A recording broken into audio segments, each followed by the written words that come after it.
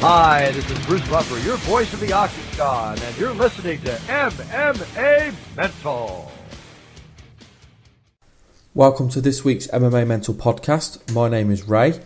As always, we've managed to line up another fantastic show. I think this is one of our best shows we've ever done. We've had an amazing guest list today. We've had some fantastic guests on, so I'll introduce them shortly and play those interviews. But before we do, I just want to give some shout outs.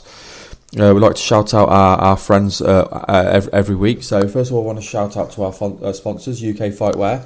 We really appreciate all their support. Also want to shout out British Fighter. They did a fantastic job for Jason Radcliffe, who won at UCMMA with a t-shirt. We really appreciate them putting our logo on their shirt, and we were so pleased to see Jason win.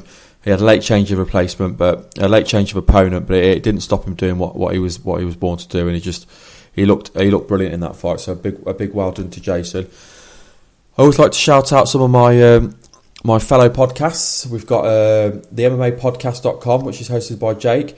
Unfortunately, at the moment, Chris is on exile, so it's a different host each week with Jake. Patrick's been stepping in, our own co-host Patrick, and also Ramses has been stepping in from Word on the Street. That's another show we like to shout out. We just say follow the Aunt Jimmy show.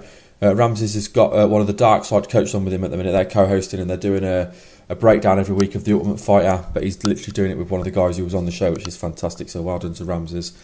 And as always, I want to shout out Jim Graham from Beyond the Cage, and another brilliant show. Right, I'm going to move on to our show now. I don't know how I've managed to do this, but we actually throughout the week we've ended up interviewing 10 people this week. So I'm going to put all 10 interviews on the show so that people can listen to them. So we'll be opening the show with the one and only Bruce Buffer. I was lucky enough to speak with Bruce earlier on in the week, and an amazing interview. He's a fantastic guest. And then we move across to we're supporting MMA, local MMA. We've got Star Strike Promotions, which has got an up and coming event at Skydome Arena in Coventry. We speak to two guys that are involved with that promotion from Pitbull MMA. We've got Craig Burrows, who is one of the top trainers in the city, and he will be cornering quite a few guys at the event. And then one of the guys is cornering is Sidney Shelton, and he's on the show as well. It was brilliant speaking to them. MMA is growing so much in the UK, and it's great to be able to get in local MMA and grow with it, if you like, and help it grow, which is fantastic. And then we move across to Extreme Fighting Championship. They've got XFC 22s coming up very, very soon. Once again, we're very lucky to get the guys coming from that card onto our show. We spoke this week with Nate Landwehr and Corey Hill. Both got big fights coming up, so that was fantastic. And then we switch over. We speak to David Rickels, the caveman, coming off of his win at Bellator, moving into the last four. And then we spoke to UFC welterweight Matt Riddle. He's got a fight coming up next week against Che Mills. It was brilliant talking to him. He talked to us a little bit about his time in the house, and he also talked quite frankly about, quite honestly, openly about his views on his marijuana usage as well. Then we switch back over to Bellator, and we spoke with Brent Weedman. Another fantastic guest. Unfortunately, he had a massive win, beat Zaromskis. As he said, it was his biggest win of his career so far. But unfortunately, he broke his hand in that fight, so he's had to pull out of the tournament. But he did have something very interesting to tell us about future tournament for him, which was great. So that was good to get that from Brent. And then we spoke to another pioneer in the sport. We spoke to Big John McCarthy, one of the best referees of mixed martial arts. The referee basically who started it all and set the standards for all of the referees. So it was a real honour to speak to John. Awesome. And then we ended the show with another fantastic guest, a former UFC veteran, Housten Alexander. He's got a big fight coming up, which he announced officially on MMA Mental, so that was exciting. So yeah, here are all of the interviews. Now joined by Bruce Buffer on the MMA Mental Podcast. How's things with you, Bruce? Things are fantastic, Ray. Just came back off a great show this weekend in Las Vegas, and for us here in the States, I don't know about you in the UK, but Super Bowl weekend is one of our biggest sports weekends, if not the biggest sports weekend here in the US. Yeah, it hasn't got the same following over here as in the US, but obviously there is a lot of American football fans over here as well. But yeah, I was going to talk to you about the UFC 156 card. I mean, it was a fantastic card, but I think one of the things that stood out to me was it was just upset after upset after upset. What did you think to the fight card? Well, I thought the fight card was fantastic. I mean, on paper, it was a very exciting card, lots of action, lots to look forward to. And then what happened is, you come out and Demian Maia, completely overtaking John Fitch. I saw John later that evening. He was having some definite health issues that week. He was a little zapped energy-wise, but he's such a warrior. Ian McCall and Joseph Benavidez, in the flyweight bout, these 125-pounders, they always put it on the line. They're like Energizer bunnies, batteries, inside the octagon, and lots of action there. And then Rashad Evans and Rogerio Nogueira. Rashad, he came into fight, but, I didn't know if that was like the absolute best that we've seen Rashad Evans at, in that fight in particular. And Antonio Silva's knockout of Alistair Overeem probably will be a highlight reel for years to come. Here's so much smack talk, and I know a lot of people get off on smack talk. I don't. I'm all about class. But, Alistair definitely was opening his mouth a lot. And you could tell after Antonio was stopped as far as knocking him out and Herb jumped in that he wanted to get back at him still. I mean, he was definitely ticked off. There was a lot of emotion there. And what more can you say about Jose Aldo and Frankie Edgar? Every time Frankie Edgar fights, you're in store for, Rocky 8, Rocky 9, whatever the case might be. And he's going to come out there and give his all. But Jose Aldo is just proving again and again he's probably, along with Anderson Silva, one of the top 3 best pound-for-pound fighters in the world. It was what was interesting, going back to what you said about Alistair Overeem and Antonio Silva and, of course, Herb Dean. Joe Rogan said on the commentary that it was lucky it was Herb Dean that was reffing and not one of the smaller refs. I don't think Antonio Silva was going to throw any more strikes, but he was clearly angry with Overeem. It was lucky that Herb was there to pull him away, wasn't it? Yeah, I don't know how a small ref would have maybe gotten away because there was so much emotion going on at the time. And I'm no offense to the smaller refs, but it's good that you have a guy of Herb Dean's size or John McCarthy or Mergliata, or even, the well-known UK referee Mark Goddard. Just let them get in there and do their job. Yeah, absolutely. And obviously, all the refs you mentioned now are all brilliant referees. Like I said, there was quite a few surprises. Which of the fights surprised you the most at UFC 156? Probably the Overeem fight. Probably surprised me the most. Second most, Demian Maia completely dominating John Fitch and closing down, the amazing wrestler he is. He still can't submit John Fitch. He's probably the hardest guy to submit in the league, much less, a few others. But just, really good stuff all the way around. Tyron Woodley's knockout of Jay Heron, was pretty devastating, and just all good fights. There's so much entertainment in the UFC right now. They got over 450 fighters, and they got the best fighters in the world. Again, with full respect to all the other organizations out there, I would say that every fighter in MMA wants, dreams, and fantasizes about when they're going to step inside the octagon, I agree. And for those people that only watch the main card, they're missing out on so much because the prelims are just as exciting as what the main card is. They obviously don't get the same build-up, but again, UFC 156 prelims, there were so many standout moments. You mentioned Tyron Woodley, but Evan Dunham put on a great show. Even on the Facebook prelims with Rivera and Kimura, they both had solid performances as well, didn't they? Yeah, they did. And, the thing is that when the prelim fights, I always tell everybody, they say, when should I get to the fights? I say, get to the fight for the first fight, because you never know. If you're truly a fan, you never know what the best fight of the night is going to be. And as a matter of case in point, out of the last 5 shows, 2 of the fight of the night bonuses went to the untelevised undercard fights that you only saw on Facebook. Yeah. And they were both the first fight of the night. So you never know, again, what the best fight of the night is going to be. I know, obviously, the next event for the UFC is in the UK, and MMA Mental will be there. We'll be covering it as press. But I've been lucky enough to go to quite a few events. We talked briefly in Sweden, we did as well. I said that in the tweet.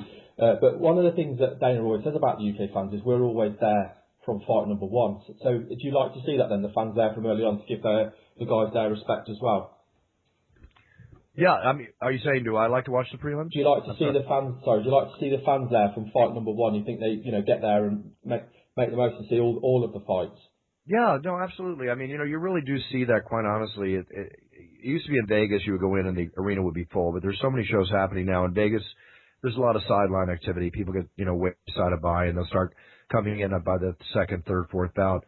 But when we're in another country, like even when we go to the UK in a couple weeks, we only go to the UK so many times a year, so they need their dose of the UFC, and usually the arena is pretty packed. I know in Brazil, the arena is definitively packed, before the first fight. So it just depends on the fans themselves. But, it's a lot different than boxing. When you go to boxing, again, with all respect, and not putting down the sport by saying this, but like some of the biggest fights, and I've been to pretty much all the biggest fights boxing's had in the last 20 years, with the exception of the last few years, so traveling so much with UFC, but usually even the movie stars, celebrities, a lot of people, they don't show up till like right before the main event, to like the co-main or the fight before the co-main.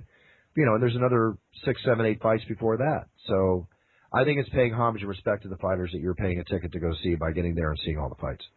Yeah, I agree. I think also with boxing, again, and I don't want to disrespect boxing, but it also, whenever you buy a pay-per-view on boxing, you're buying a lot of time you're buying the one fight, where with the UFC, you're buying the whole card, aren't you? You want to see all 5 fights on that pay-per-view main card. Yeah, without question, when you buy boxing, you're buying the pay-per-view for the main fight. There's no question about that. It maybe a co-main to go with it. But, yeah, UFC, that's just not the case, even though the main event is obviously what's being touted as the overall fight of the night, and usually is, of course. Now, obviously, at the weekend, we got to see what many are going to call a super fight, which, of course, was, 2 pound-for-pound best guys in Frank Edgar and Jose Aldo. There's been lots of talks about other super fights. If you could choose one super fight to see next, which super fight would you like to see? Well, the fight that I'd really look forward to seeing, there's a number of them, but the fight that I would love to see is John Jones and Anderson Silva. I mean, that to me could be the mega fight of mega fights. They're both amazing, aren't they? Yeah, they both are amazing. John Jones still is maybe 60% of the fighter he will be. He's young. There's still a maturation process to go on there, both in fighting ability and overall, growth and maturity. Anderson, is at the height of his prime and pretty much the best pound-for-pound fighter in the world today. But John Jones is, just showing us stuff that we've not seen in other fighters, and it just seems right that I would think within the next year or two. And I'm not privy to this. I have no basis or involvement in this decision-making process. But as a fan, I would love to see those two go at it. Yeah, I mean, I would as well. I mean, they're both phenomenal at what they do. It would be an absolutely amazing fight. Now, I wanted to ask you some questions around your announcing. Obviously, when you announce and the way you announce, it's absolutely flawless. How much practice do you have to put in to keep it to such a high standard? Well, thank you for that. And quite frankly, I never rehearse. I don't rehearse. I don't stand in the shower and go, John Jones. I don't do that. The only time I ever rehearsed I was telling Joe Rogan the other night, was at UFC 100. I was in my room and the pressure was on about the 360 that I did that night. And I tried it 3 times in my room and I slipped twice. And I thought, you know what? This is why I don't rehearse. Let me just go out there, feed off the energy of the crowd, follow my own passion, which is, I'm very passionate about what I do, which is why, I throw my blood, sweat, and tears, not blood rather, but I basically put my balls on the octagon floor every time I announce. I let it go. Yeah. And that's in homage to the fighters. I want to be there for them, the fighters and the fans. I mean, this is not tennis. This is not boxing. This is not football, not soccer, with all respect to all these great sports. It's the ultimate fighting championship, and I'm going to go out there and I'm going to give it my best every night I'm in that octagon. You can certainly see as well when you're calling out the names, you can see the guys getting fired up in the corner. It's like, for them, being in the UFC, as much as being in the UFC is huge, I think getting their fight announced or their name announced by you is just as big as well. I can't thank you enough for that. It's 17 years I've been in the octagon. I've only missed 2 shows. My book is coming out in the UK by Little John. My book, It's Time, which is my memoirs, and I'm very proud about that. I don't have the exact release date in the UK, but if I'm not mistaken, it's going to be around June. And you can pre-buy the book now on Amazon.com. But I tell a lot about, what people have no idea about me and have some idea about. And it's not going to be one of those books like, well, in 2003 I was in the octagon and Randy Couture was here and Vitor Belfort was over here. You can read about that on Wikipedia or any website, name it. I'm basically opening my heart and spilling my, the beans about my life, my family. It's got sex, drugs, and rock and roll in it, and even a chapter titled To All the Girls I've Loved Before. So I'm trying to make sure that you guys really enjoy it. That sounds absolutely brilliant. So that's available to be pre-booked on Amazon now, did you say? Yeah, the American version is for sale on Amazon.com. I would suspect in the UK they ship to the UK, so you can pre-order the book there. And also, too, my app for iPhone and the iPad is out, and the new Droid version comes out this month. But you can get that at the iTunes store. There's over 100 sayings in there for alarm clock, countdown, stopwatch, and there's a game called Spin the Buffer. So if you want an example of one, I'll give you one. It's like You are live. Get your ass out of bed now. You know, there's all these different sayings. Oh, that's fantastic. Well, what I'll do is I'll post some links with this interview so people can click the links and then go straight to the iTunes and also straight to Amazon as well for the book. That's very nice. Very nice. No, my pleasure. Going back to the announcing, I wanted to know which names have been some of the hardest to announce. Because, I mean, you do get some, obviously, with some of the international fighters, you do get some long names. You know, I always say the longer, the meatier, the more syllables, the better. The shorter, the least syllables, the harder. So, for instance, the other night you have fighters like John Fitch, okay? You know, you can only do so much with John Fitch, right? It's just a two words, single syllable words. Then you get Nurmagomedov, and you get some of the Japanese and Asian fighters and the Brazilians, and, you know, you got meaty ones like, you know, Antonio Nogueira, you know, or Randy Couture when I'm giving all his credentials out. So the more meat, the better. Some of the ones are so much fun to announce, especially when you're looking in their eyes, because it's kind of like staring into a thoroughbred racehorse in the gate before the gate opens, you know, with snot and spit and everything going everywhere. Like, just get me out on that track. That's the way a fighter is. You know, he's ready to go. So when I'm staring into the face of Chuck Liddell or Rampage Jackson, you know, or even Tito Ortiz, you know, coming out of his heyday, I mean, it's an amazing feeling, and it's an amazing, like, 3 feet of real estate that we're sharing when that moment happens, that I can honestly say nobody gets to experience except for me. And it's quite the experience, trust me. That sounds amazing. The other thing I was going to ask you as well, which is, who are some of your favourite fighters to introduce? Well, repeating again, I mean, Chuck Liddell, always great to introduce Chuck. Rampage Jackson, loved introducing Rampage. On the UK end, Dan Hardy, as we know, and he and I have a certain... I was going to mention Dan Hardy. You can see that. You can see he loves your when you announce him. Yeah, there's an absolute chemistry there, you know, from announcer to fighter, and he eggs me on. You know, he brings me in. He wants me almost face to face with him. It's kind of like two rock singers singing a duet, you know, by the time we're done. Fantastic. And it really is. It gets me going too, and it's a fantastic compliment he's paying me at the same time. Michael Bisping, you know, he's so intense when he's inside the octagon, getting ready to go, and you know, these guys are warriors, you know.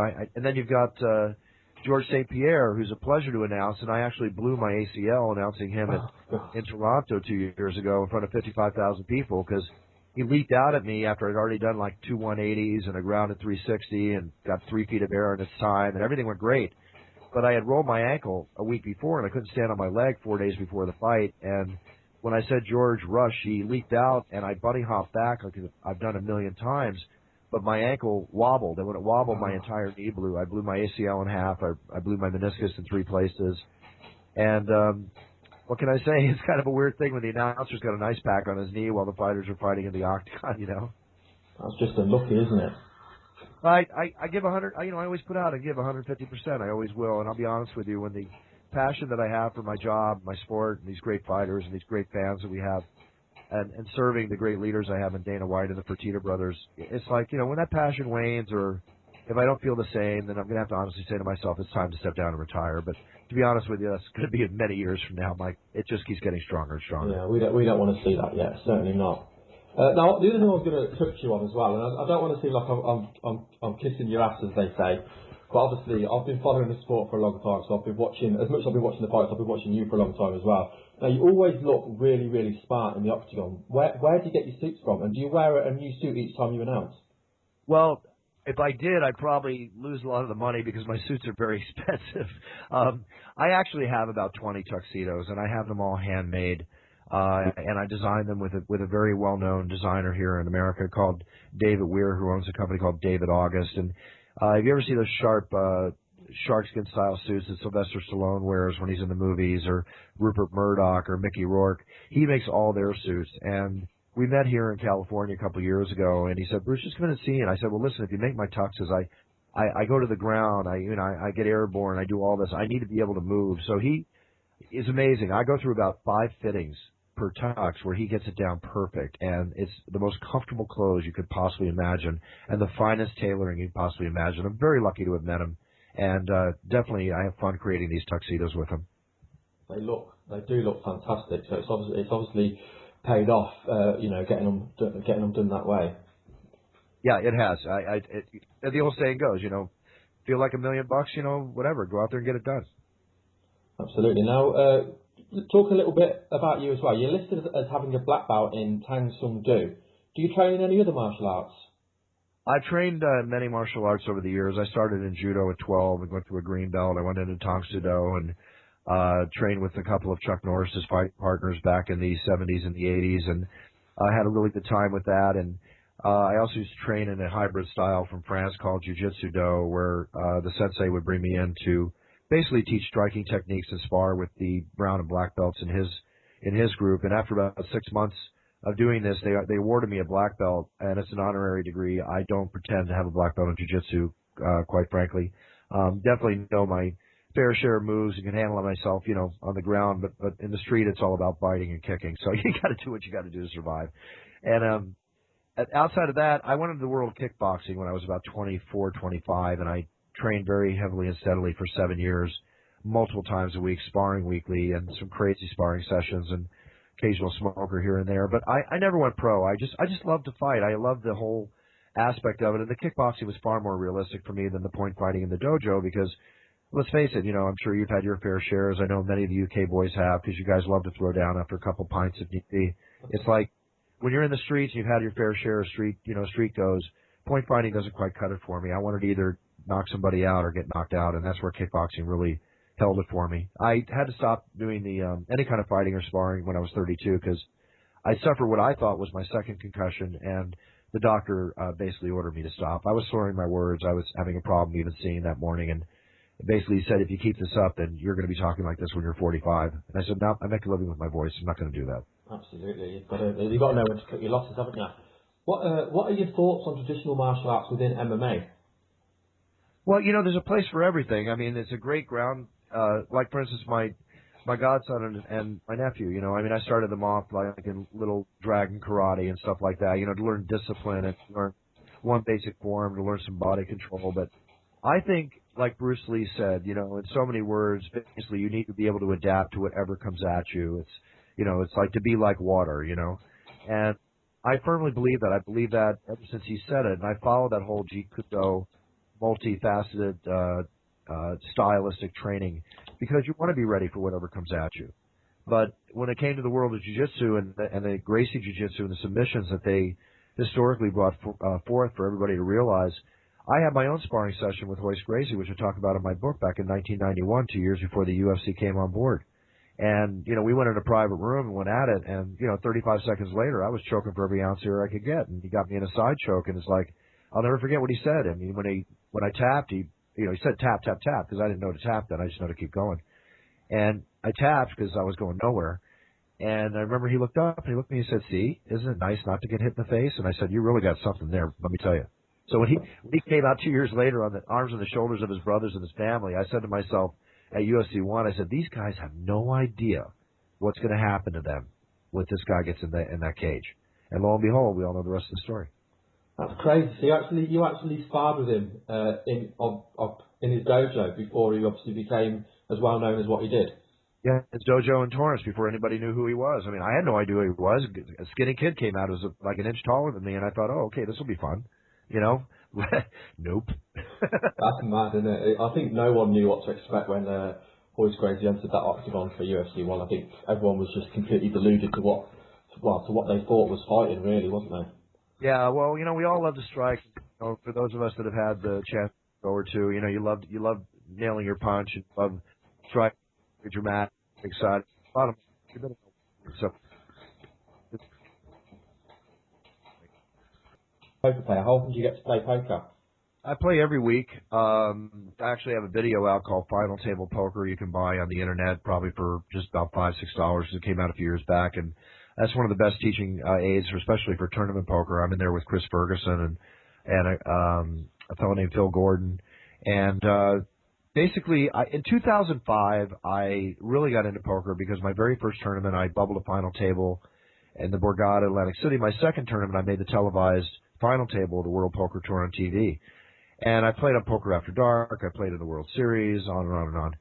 So I love poker. It's, when you don't fight anymore or spar anymore, whatever, there's basically a similar mental similarity.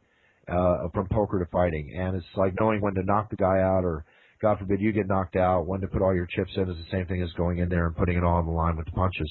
And there's no defense and offense. So I really do enjoy it. I relax. Obviously, it's a great source of income, when things are great, but I've always done well in poker. So it's good. I can play it till I can't walk anymore. Let's put it that way, or even after that. So it's the kind of thing I can do forever. But it does take time, and recently I came in 19th in the World Poker Tour main event in Montreal a few months ago against 1,173 of the best players in the world.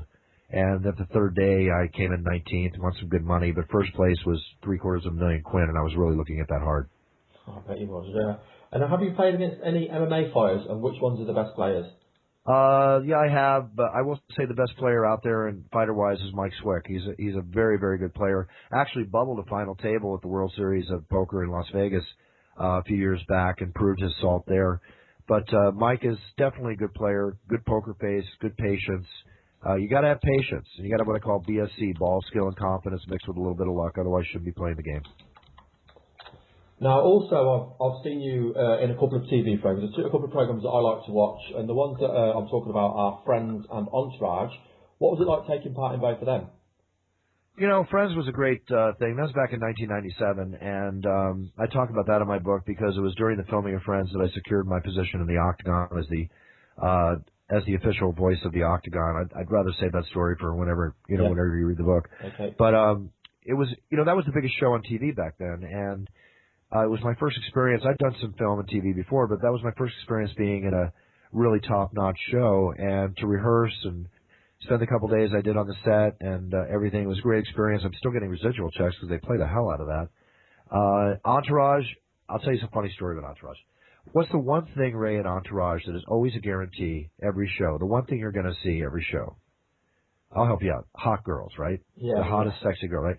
I probably got the one Entourage where there were no girls on the set, and we were performing for a group of kids and charity and stuff like that. So there's no call to have all the hot ladies on the set. Yeah. But it was a great time because a great cast, the crew, the actors are all really, really super cool. And I love that show. I miss it. I actually really enjoyed Entourage. So it was a pleasure and an honor to have been allowed to be on the show. Yeah, it was a good show. Sorry, what was you going to say? Did you get Here Comes the Boom yet? Did you get the Kevin James movie in the UK? I haven't had a chance to watch it yet. It's a good film. I'm in that with Boss Rudin and Joe Rogan, Mike Goldberg, Herb Dean. Krzysztof Szynski does an amazing turn as the mean fighter that he winds up fighting in the end of the film. And the climax actually took us 2 weeks to film. But it's a good film, and I do recommend for all the MMA fans out there or people that just love a good comedy and a good movie to go see it. It's called Here Comes the Boom, and it came out here in the States a few months ago, so it should be either there now or about to. I don't know how long it takes to get over there. Yeah, I'm sure. I've definitely obviously heard of it. I'm sure it is over here now. So yeah, if obviously that's another one, I'll have to go and watch that myself as well. Now, in an interview I saw with your brother Michael, he said he didn't meet you till he was 49. Can you explain how that was? Well, actually, he was more like 43. I was like 31. We're basically 44. We're basically 13 years apart.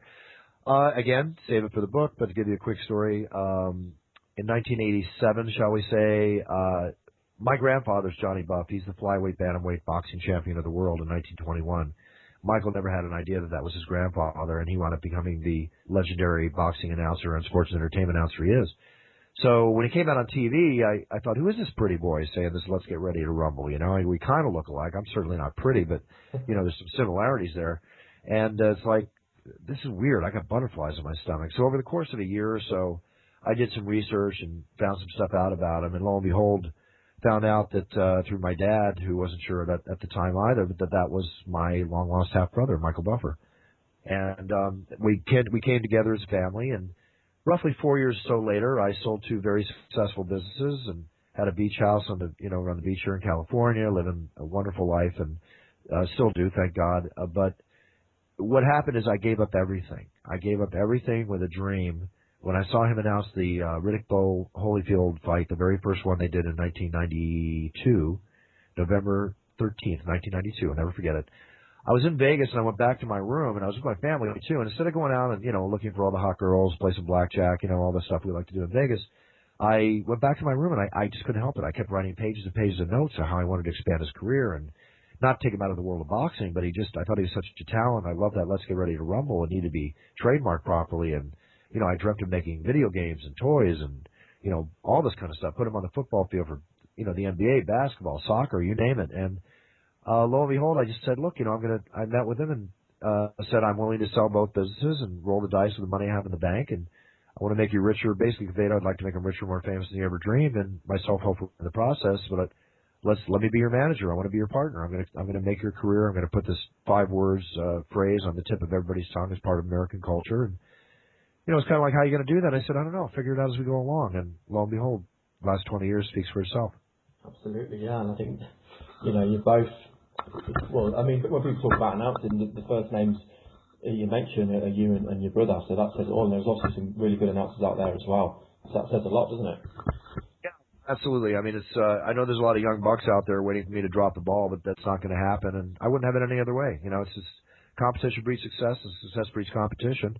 And the thing about making it in life is the ramp up time to get there to be successful is one thing, but once you're at a point of success, whether you're in business or in show business or any other business, it's all about maintaining and keeping it there, and that's where the real work begins. And you want to be smart. Once you get cocky, you can just guarantee you're going to lose. Guaranteed.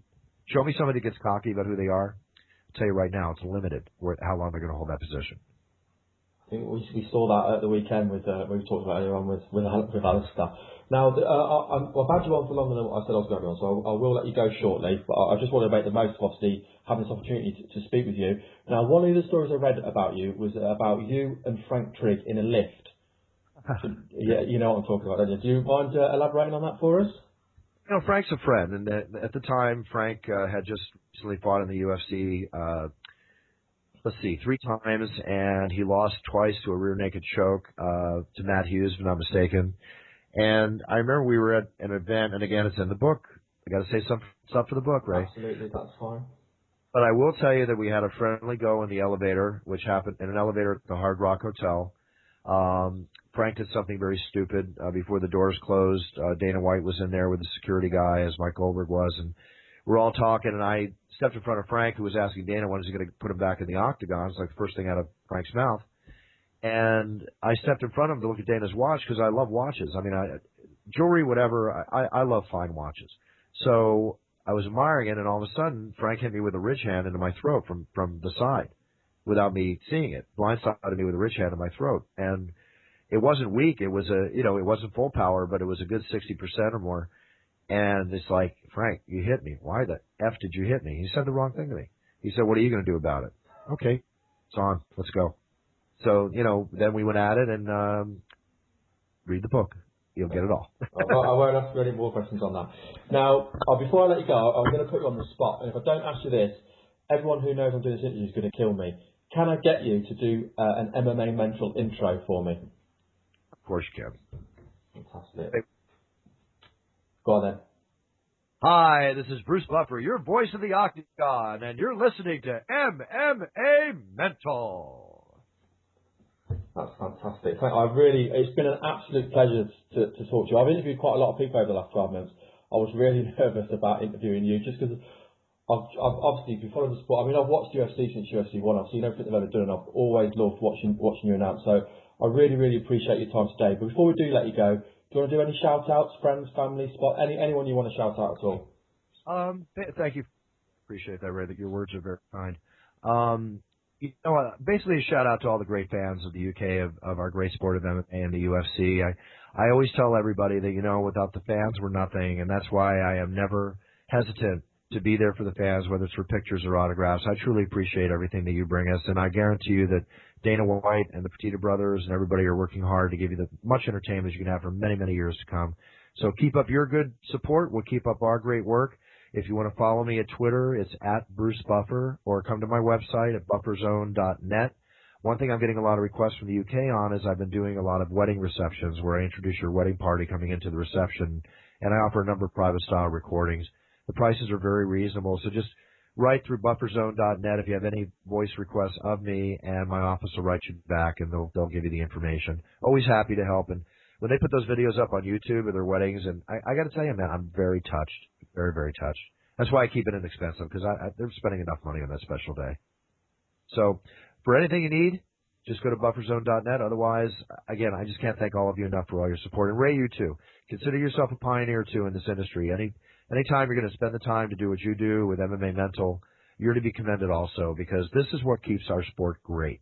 I don't know any other sport that has a following, both from fans and people that do podcasts and all the efforts to bring our sport to the forefront.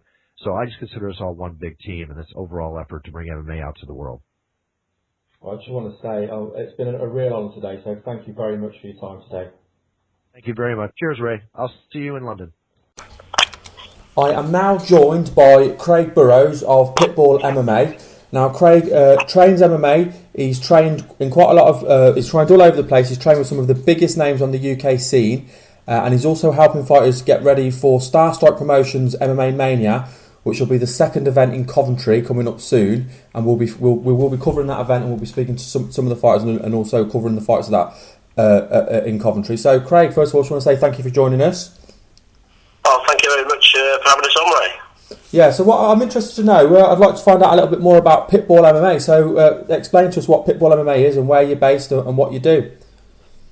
All right, my Pitbull MMA is I'm based in Bedworth, my Bedworth Heath Community Centre, and we also train on a Thursday down at Body Effects in Holbrooks.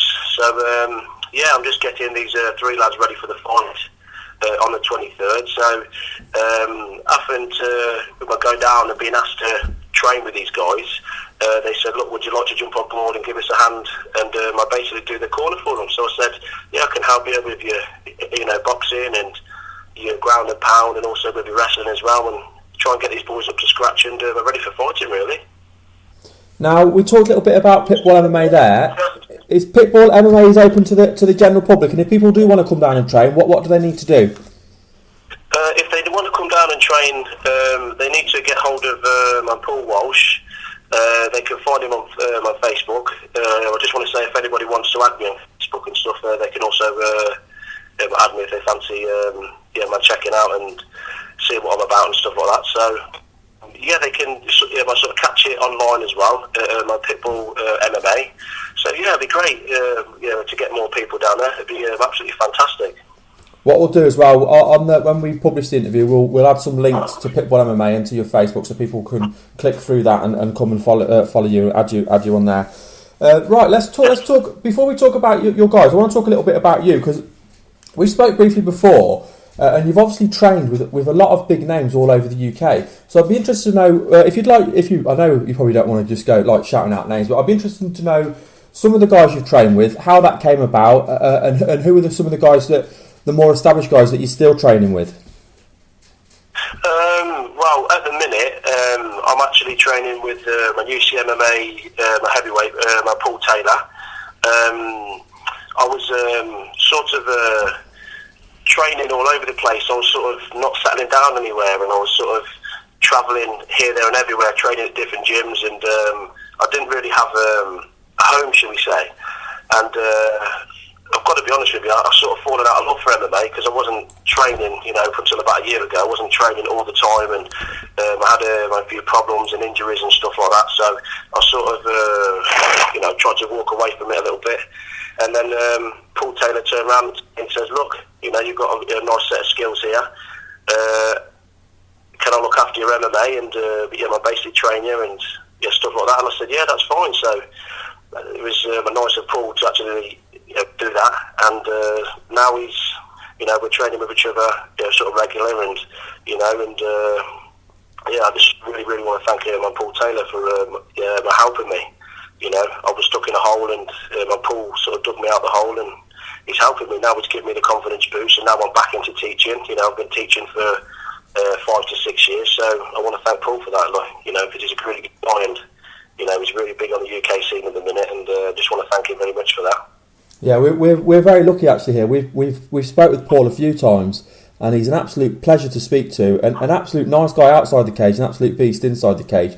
But we have been lucky enough to speak to him, and of course he's got a fight coming up soon at Made for the Cage for the title, and we will be doing a feature on Paul. But he's a great guy, and he's certainly one of the standout heavyweights at the moment on the UK scene, and hopefully he'll be, after winning the Made for Cage title, hopefully we'll see him fighting for the UCMMA title as well, which would be a fantastic fight. Now, I know you said about you travelling around. Who are some of the other names on the UK scene you've trained with then in your travels? I'm not going to name drop and stuff like that because I don't do that. But I have trained with some really good guys and people that are not so established as well. People that have sort of kept their head down for years, but are very, very talented guys. And I've got to mention this guy's name, and he's a good guy. He's a good all-round fighter. It was Mark Bainbridge, and Mark, because I trained at UK Ripped MMA, which was in rugby near Coventry, and Mark said to me, why don't you come and train with me, and sort of led me down his path and everything, and that's when I started entering competitions and fights and doing really well. And my last 4 or 5 wrestling competitions, which Mark's been involved with, I've seemed to have medalled at all of them. So I take my hat off to Mark and say thanks very much for the help. But because travelling over to rugby from Coventry all the time, it was kind of getting awkward for me. So I sort of had to cut ties with him. We still keep in touch. I spoke to him yesterday, but he's a real good guy. He's really helped me. I'll be interested to know a little bit more about your wrestling, because wrestling's not something we hear enough about in the UK, and obviously wrestling's such a big base for MMA. So what wrestling have you done, and explain to me how the competitions work that you've placed in. To be honest, I'm not really one for doing a lot of BJJ and Brazilian Jiu-Jitsu and stuff. I'm more into freestyle wrestling and no-gi wrestling and stuff like that, because I feel if you're doing competitions, Brazilian Jiu-Jitsu is really good, and it does help you in the cage. Of course it does. It's just showing you in the UFC that there's a lot of guys, even purple belts, brown belts, absolutely awesome guys. But I prefer to do the no-gi wrestling. It's just something that I've done for many years and trained with some good guys in Coventry, people like Pete and Steve Dean, who you probably know, and also Matty Evans. Matty Evans, I was speaking to Matty the other day, and I actually said to him, Matty, thank you very much for all the help you've given me over the years. And guys like Matty really inspire people in Coventry. Yeah, he's an awesome guy. Yeah, I know Matt. He is a very good guy, and I remember when he was younger and what he's when he started his training, and he's gone on to do really big things. I mean, and I think one of the highlights for him, of course, was cornering Jeff Monston in Texas against Pedro Hizzo, which you don't get much higher than that for a corner, which was fantastic for him. Yeah, so let's move on then. I know you've got 3 guys coming up, so I'd be interested to talk to you about your guys and what kind of thing we can look out for. I know I'm going to be speaking to one of them, so I think if we talk about him first. So, what's the name of your first guy, and what kind of preparation work are you doing for his fight? Well, first we'll talk about Sid, who's actually with me. We've just finished training now, so sorry if my voice is a bit croaky, but I've just been training and shouting at him. So, I've got Sidney Shelton.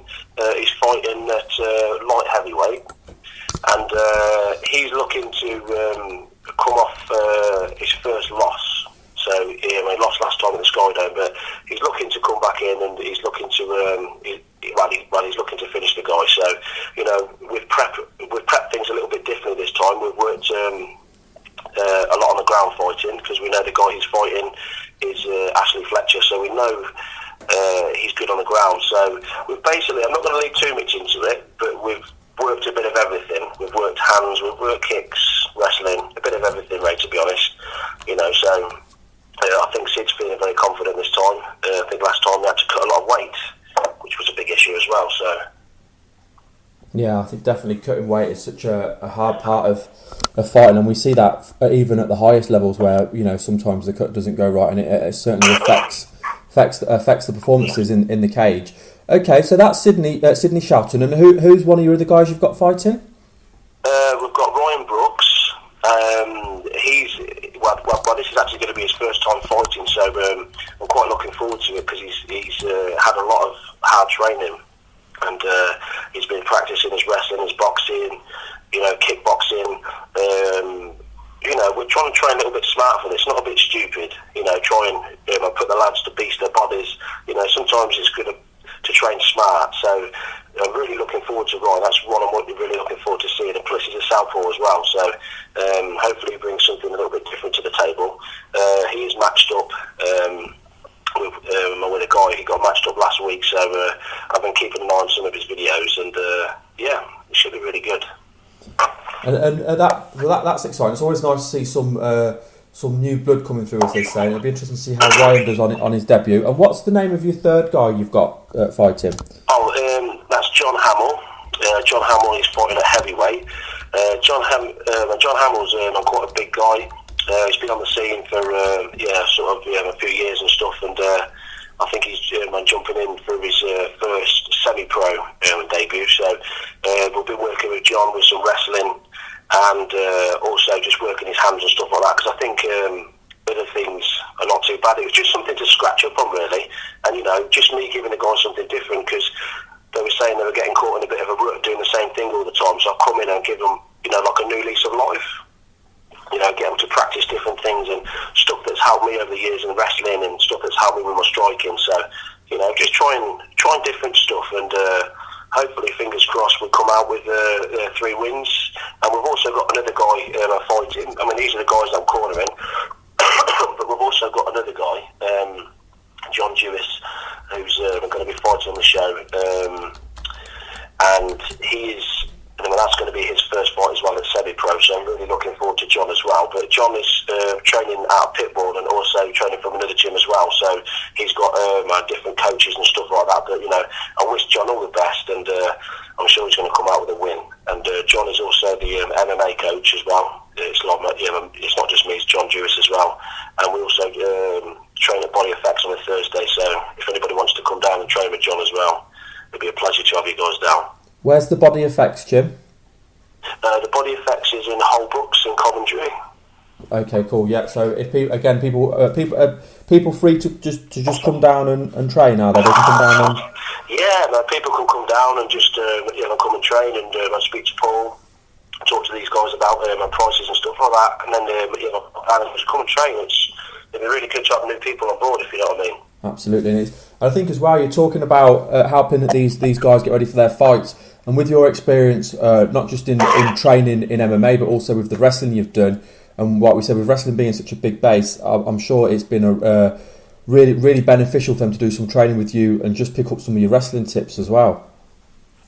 Yeah, it'll be really good. I mean, some people say, Craig's all about the wrestling, but I think people have seen me and my teaching over the years. I think they know that I'm not all about wrestling. I've got a different sets of skills, and I can help people. Like I said to people, I'm not a world champion, but what I bring to the table is something different, because I've trained with all sort of calibre of guys from all over the world.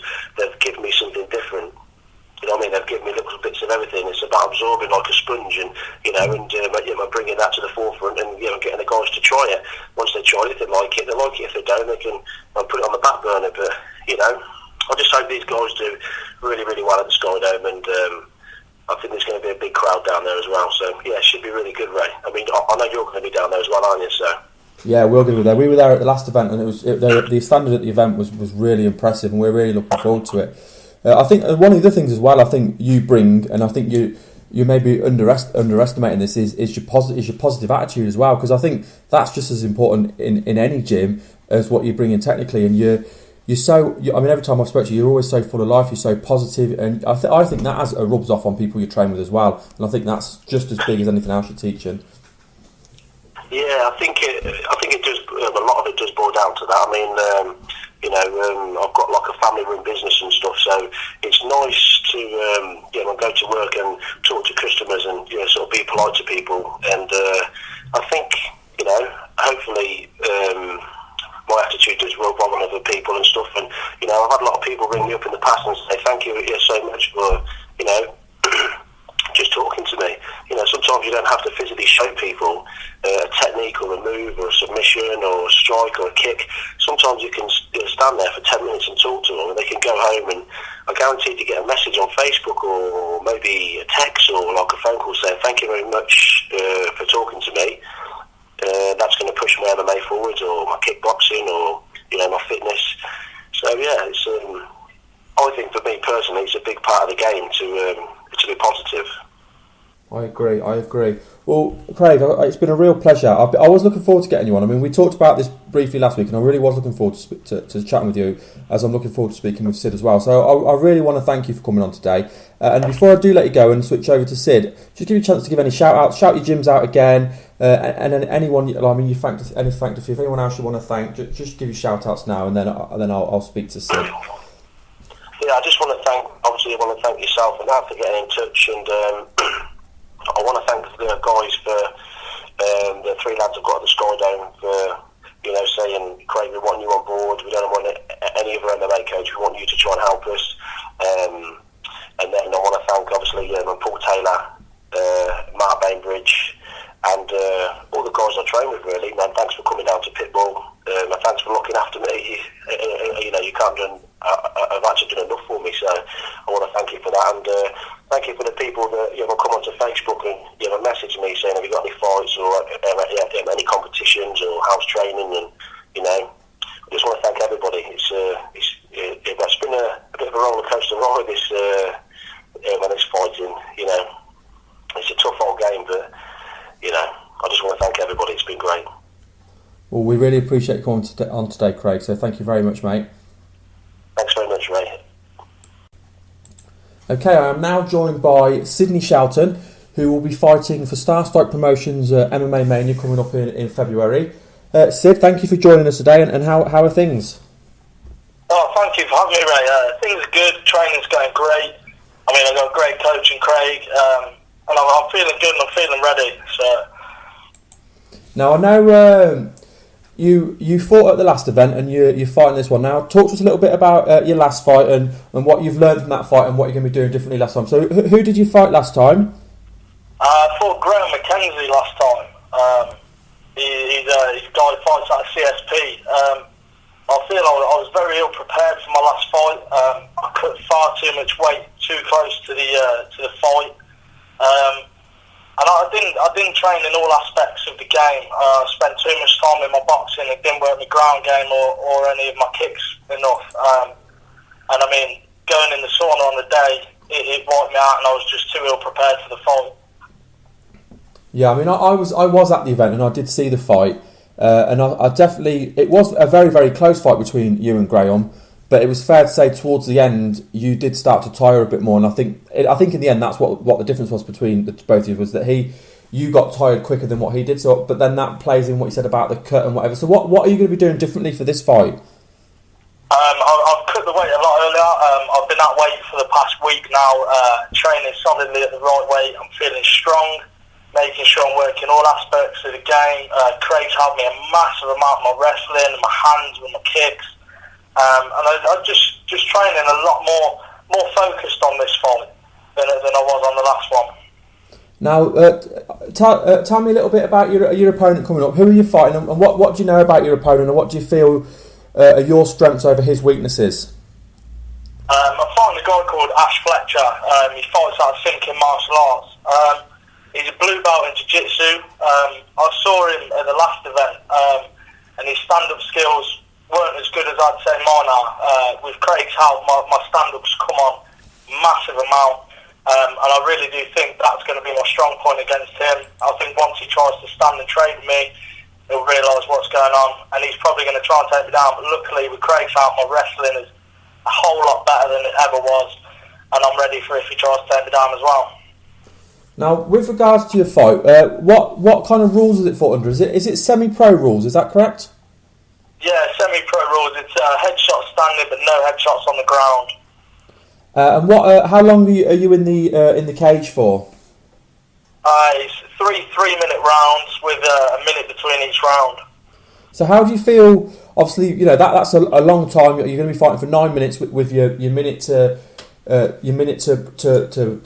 recuperate. How do you feel you will be for the full length of the fight? Are you going to be, your cardio? Do you feel your cardio is up to standard? Is it ready to go? Oh yeah, cardio is at a brilliant level right now. I mean, at the minute, me and Craig we're doing hours worth of stand up and wrestling, and then we'll do three-minute rounds of sparring at the end of it, and I'm still feeling fresh after those 3 3-minute rounds. I'm feeling good to go, and I know that my cardio is going to be right up there on the night. That's brilliant. Now, I think one of the other things that's worth noting is for people like yourself who are doing this. Now, obviously, you know, this isn't something you do full time. You obviously have other things going on in your life as well. So, talk to us a little bit about what you normally do on a daily basis and how your training fits around that.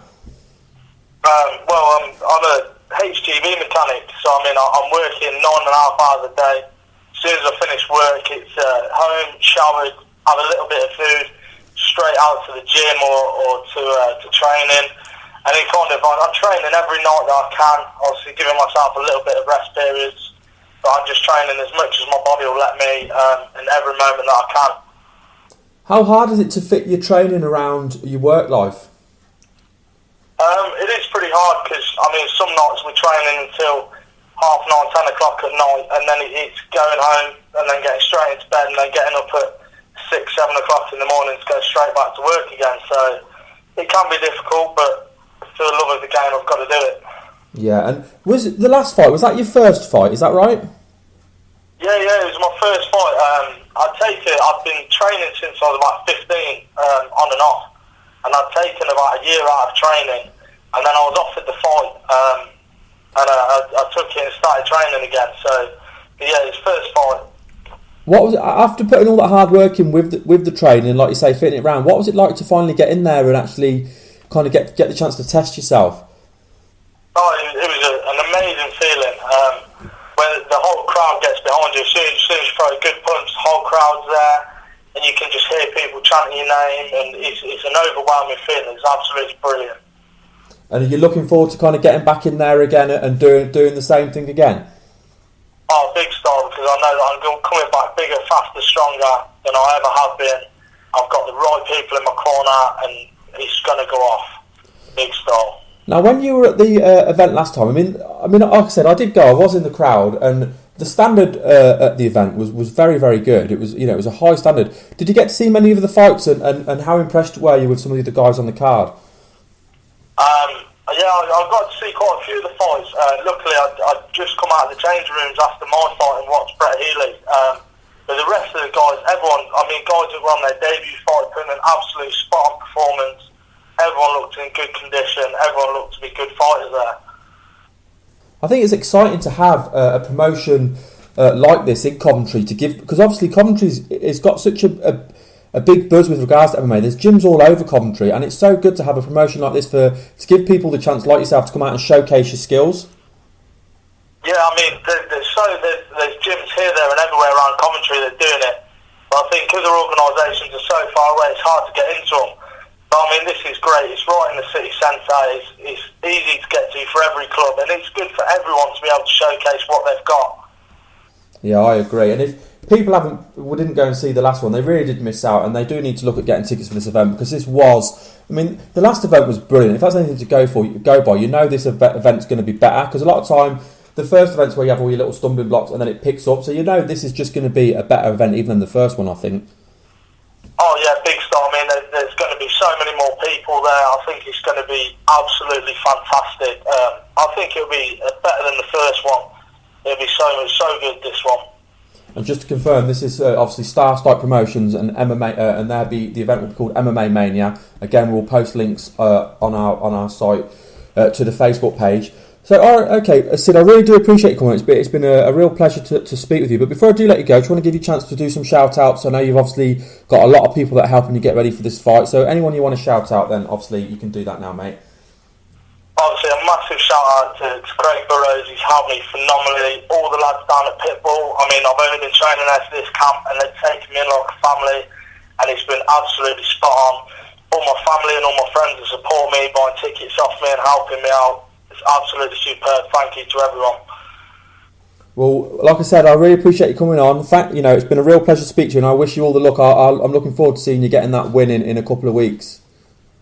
Thank you very much, Ray. It's been an absolute pleasure here for you. Thank you. I can't thank you enough for this.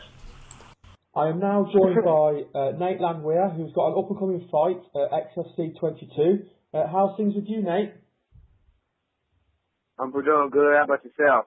Yeah, I'm doing very well. I was looking forward to speaking with you. I know you've got a big fight coming up, so we'll talk a little bit about your fight. But before we do that, let's talk a little bit about your background. So I know that you're currently 2-0, both of your fights coming in XFC. How have you found being in the XFC promotion? Well, XFC's done a lot for me in 2 fights. So these next 5 fights, there's no telling where I'll be at the end of that when that's over with.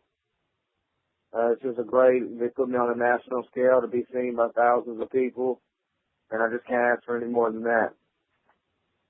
Now, two of your wins so far have come via, it says TKO and KO against Chris Wright and Billy Mullins. So what would you say your strengths are within your fight game? I just come out 100%, firing all cylinders, and whatever happens, happens. Most of the time, somebody ends up not making it to the decision. I can see that on your record. You've got 2 stoppages. So is that what you like? Do you like to get in there and get the impressive finish? You're not looking for you don't want it to go to the judges? Oh, no, I don't want to go to the judges. If it goes to the judges, you always ask yourself, could I have done more? Should I have done more? You just can't leave it in the judges' hands, period. And the fans don't want to see decisions. Yeah, absolutely. And I think definitely, you're right what you say about the fans. They want to see stoppages. Stoppages, are exciting, whether it be a knockout or a submission. So, you with your 2 wins so far, like I say, you've got Billy Mullins and Chris Wright. Were any of them, which one of them was your favourite win, would you say? Did you prefer one over the other? Any win is good for me and good for my image and good for a fighting period. Just always looking for that next victory. And I signed up to start doing this to see how good I am and to see how far I can take it and to see how many people that I can destroy and to see how good I can be, period. That's it. I just want to get better and better and better and see how far I go with it.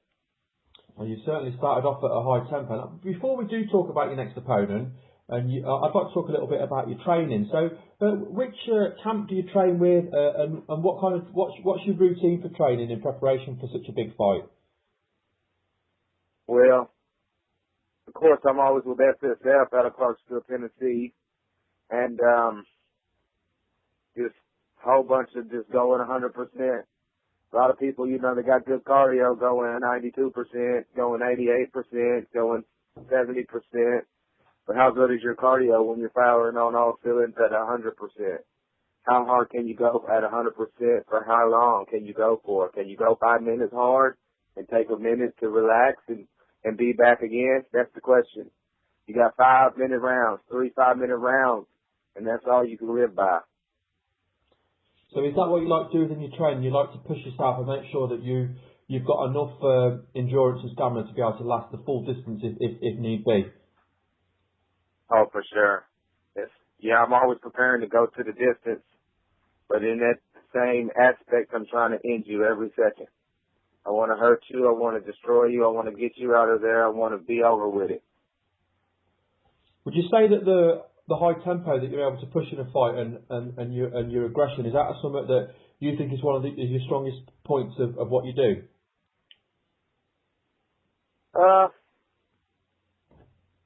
I think every opponent's going to be the toughest opponent, and I think that as I proceed and keep doing what I'm doing, it's just going to be just the bar be rose, and I'll rise to the occasion.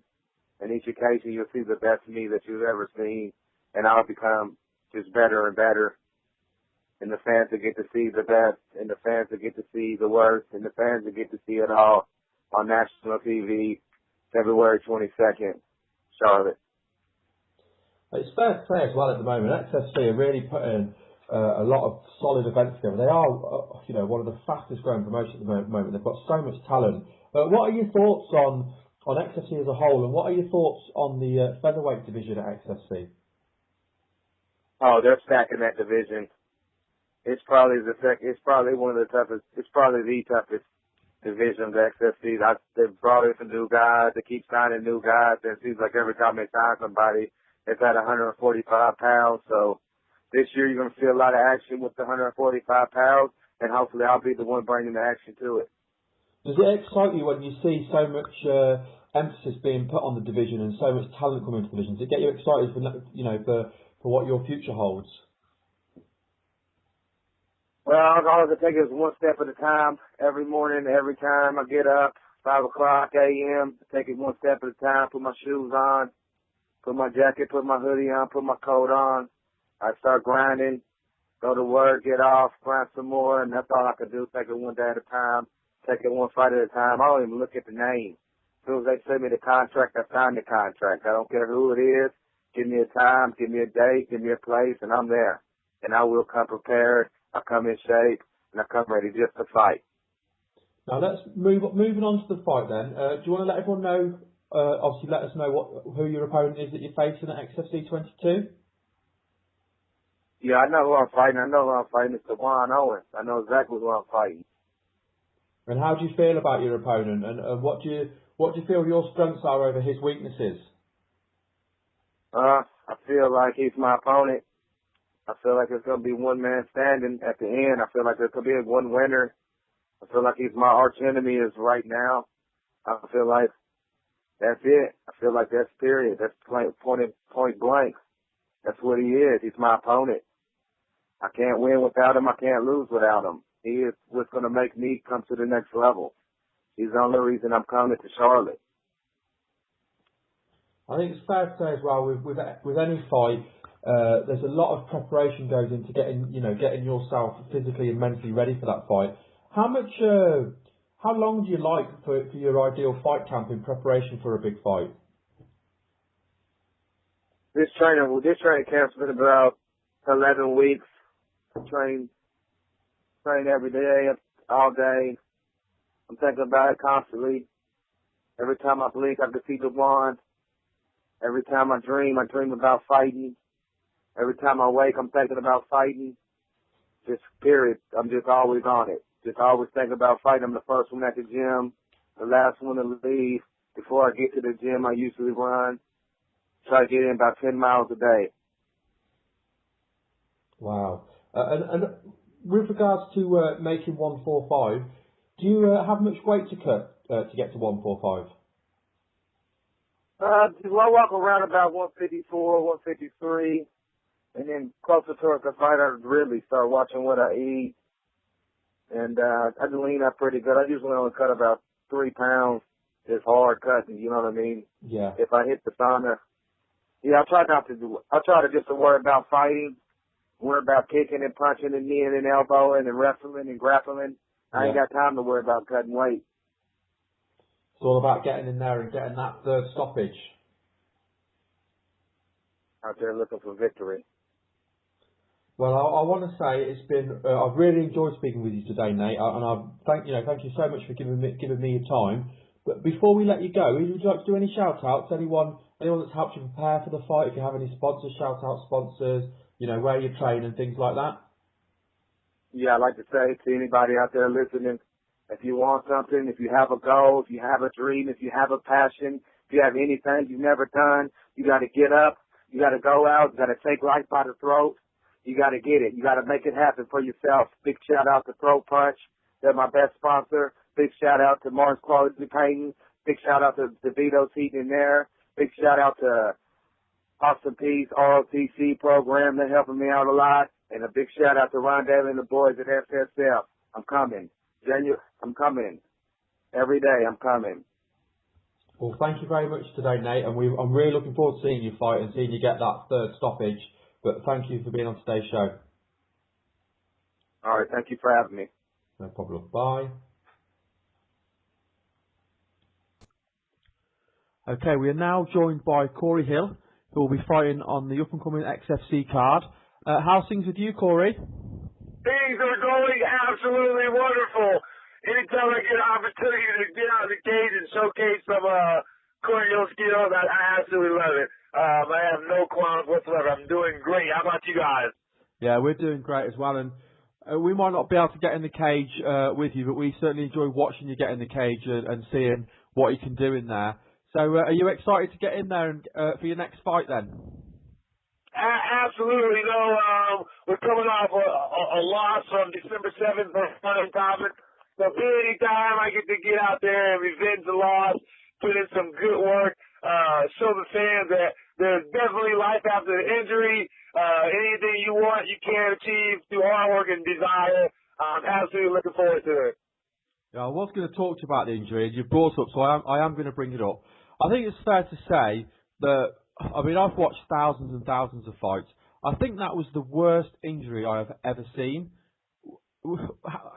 If you want to tell people about the injury, and then tell us what you had to go through to get, I mean, the fact you're fighting again, I think is amazing. So just tell us what you had to go through to get where you are now. Right on. No, absolutely. I mean, just a quick summary. 2008, in the UFC, the biggest organization on the face of this earth, with no experience. I'm out there fighting the best guys in the world. So somebody thought enough of my potential to put me out there. Did very well. Went 1-1 my first two fights. The third fight, I suffered the most horrific injury in 16 years. I said the most horrific injury in 16 years. Again, the most horrific injury in 16 years in the UFC, fractured tibia. And literally, I hit a point after that injury. I thought my career was absolutely over. The one thing I tell everybody is, you have no idea what it takes mentally to get back out there, to get back up on the horse, and saddle up after something like that. I mean, literally, that injury cost me my house. Literally, I lost my house, almost lost my family. Just literally things absolutely fell apart. So I really had to focus. Really, man, I know we don't have a lot of time, but I started talking about this injury and the recovery, and it's just an absolute blessing from the Lord that I'm still able to get out there and perform after such a horrific injury. You're absolutely right in what you're saying. If people didn't see the injury, just to explain, watching it from my point of view, when I saw it happen on the television, it was either you threw a leg kick or a leg kick was thrown and it was checked, and then it just looked like the bone in your leg just literally shattered. I mean, your leg kind of turned to jelly. It was very, very surreal to see what was going on, and like I said, it was the worst. Without trying to play things up or play things down, it was the worst injury I've ever seen in an MMA fight. Yeah, no, your body, once you start working something and you work this move over and over and over and over again, your body absolutely does it on the instinct. And I was training so hard, working my kicks in, and just like you said, I had an absolute first round. The first round was great. I landed, between 7 and 10 leg kicks, didn't have a problem. Well, the second round, Dale Hart did what any good fighter does. He adapted. So in the midst of me throwing a kick, he checked it, which is a technique, where you bring your knee up and you block it. So you ended up, you have shin on shin. And we all know when you have bone on bone, whoever created the force usually takes the most brunt of the injury. And that's exactly what happened. I threw a kick and my tibia, my right leg absolutely shattered. My ankle twisted in 360-degree circle. As I lay there on the canvas, I'm looking up. Even to date, once in a while, I will wake up with a cold sweat. I remember laying on that canvas, looking up at the jumbo screen, and I can't distinguish, why is my foot tangled up like that? Really, why is my foot wrapped around? I was in initial shock, the most absolute pain I've ever felt in my life. I love to fight. I want to win, but I wouldn't wish an injury like that on anyone whatsoever. Absolutely horrific. Like I say, it was not my best moment, and I'm just absolutely fortunate to be here today and have an opportunity to get in that cage and continue to fight. Absolutely, and I think what amazes me as well is that, looking at your resume, your fights, obviously that injury happened at the end of 2008, and it amazes me that you were back fighting again at the beginning of 2010. You literally had 12 months off, and you were back fighting. How you were able to recover from that injury in 1 year, I will never know. Yeah, I just will not quit. I will not quit on my dream.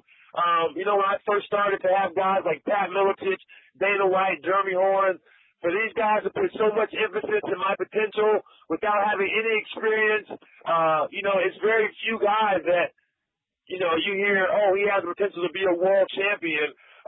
So to hear those comments very early in my career, you're absolutely correct. 12 months after that horrific injury, I was back in the cage. I was able to get a win. But, I'm not going to sit here and take the credit. I'm a man of faith. And I truly believe that there's a reason for everything. The Lord took me down that path. He broke me down. He built me up even stronger. So everybody that gets in that cage with Corey Hill, I don't care who they are, but everybody gets in that cage with Corey Hill. They know, if you don't know anything, you know one thing for sure. This kid is tough as nails and is willing to go through anything to conquer his dreams. And I can't give up on it. I will not give up. I refuse to.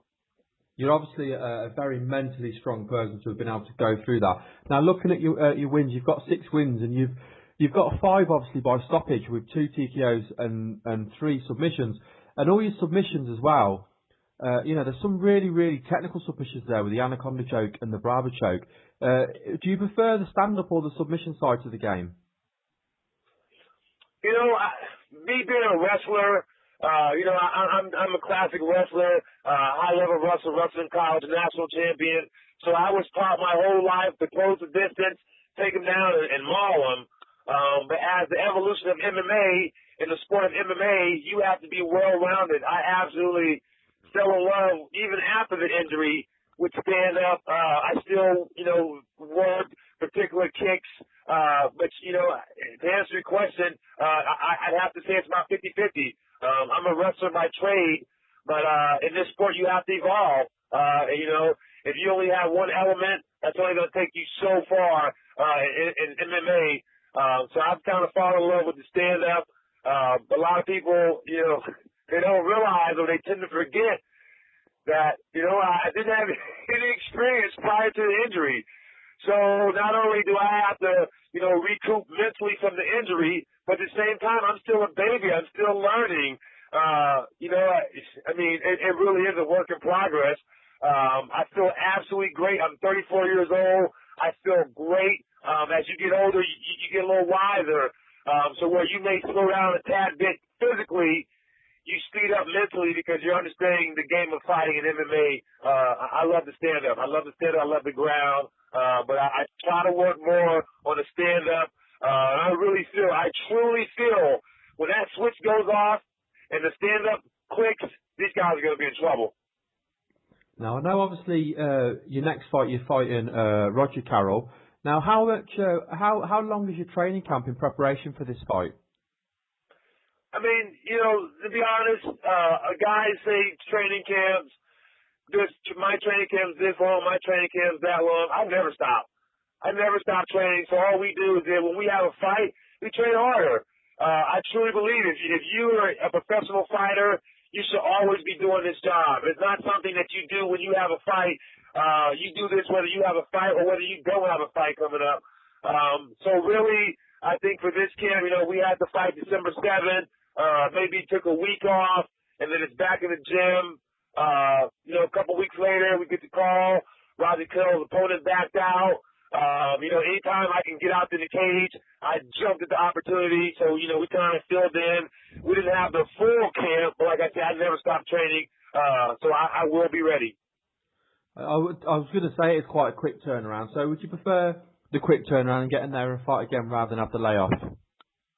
Absolutely. No matter what you do, even your radio skills, you can practice things all you want. But if you don't actually get out there and compete live, if you don't try to do it on the fly, you're only going to, succeed to a certain limit. So I realize as a high-level wrestler, the best way to get better and what I'm trying to make my career is to fight as often and as many times as I can. You got to get used to the crowd, get used to the cage, get used to performing under pressure. And after that injury, I really had to restart all the process over again. So I want to bang them out. The quicker I can get a fight, the better. I think one of the things that stands out as well with your up-and-coming fight at XFC 22 is the fact that, of course, the card is televised, and you're obviously on the televised portion of the card. How good is it to get not only to get a fight, but to get a fight on national television as well? Absolutely outstanding. I keep giving props and credit to President John Briscoe and the XFC. Like I say, I have an opportunity to get out on a national stage and perform in front of the whole world after the horrific injury. I am just so blessed. I am so fortunate. I am so thankful for these guys to give me an opportunity, whether it be the first fight or the last fight. I'm on the air side, and I'm absolutely thankful for the opportunity. I really appreciate it. I look forward to getting out there and banging these guys up. And what are your thoughts on your opponent, and what are your strengths to his weaknesses? Roger Carroll is a guy. He's a tough guy. He's a tough guy. He's a more of a brawler type. He wants to get in your face and mix it up. To be honest, I feel that in every category, I'm better than him. Athletic wise, reach wise, just overall what I've been through. I'm not saying that he doesn't deserve it, but I know the adversity I've overcome in my life as far as a fighter. And I just want him to realize that when you get in this cage, you're not just fighting Corey Hill. You're fighting Corey Hill, the fighter, Corey Hill, the husband, Corey Hill, who overcame the most horrific injury in UFC history. So essentially, Roger Carroll, you're standing in my way. You're standing in my way for my destiny, my dreams, and I put in my time, I put in my hardships, and I will not be denied on February 22nd. Whatever you want, Roger Carroll, come get it. After that, I'm glad I'm not Roger Carroll. That's all I can say. Oh, I absolutely agree. Like I said, I'm a very nice guy. I'm a humble guy outside the cage. But inside the cage, I've been through a lot. I put my time in, I've taken my lumps, and it's time I give them back.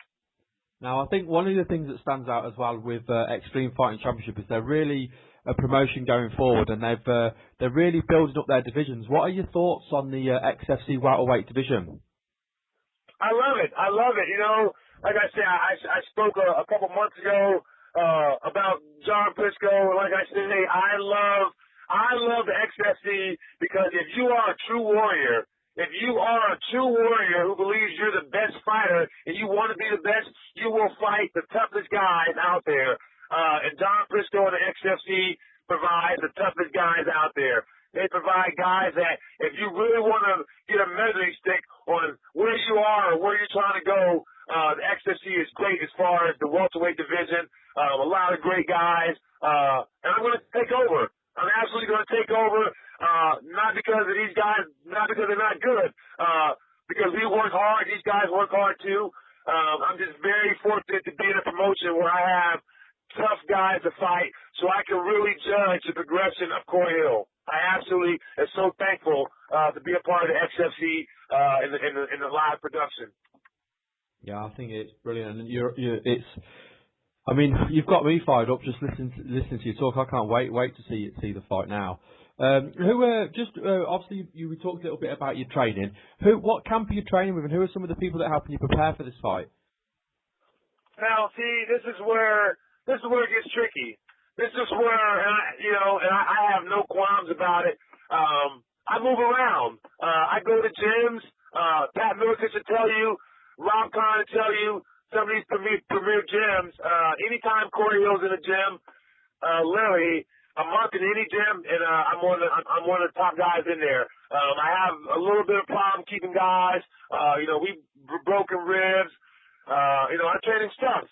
So I really have to travel. I really have to get out there and go where the tough guys are. Wherever those tough guys are, Corey Hill is going to be soon to follow. So I move around wherever there's tough guys, I can get some great training. I go seek these guys out. I want to work. I want the guys that are going to push me. I want the guys that are going to grind on me. I want the guys that aren't going to give me anything because those guys are going to make me better.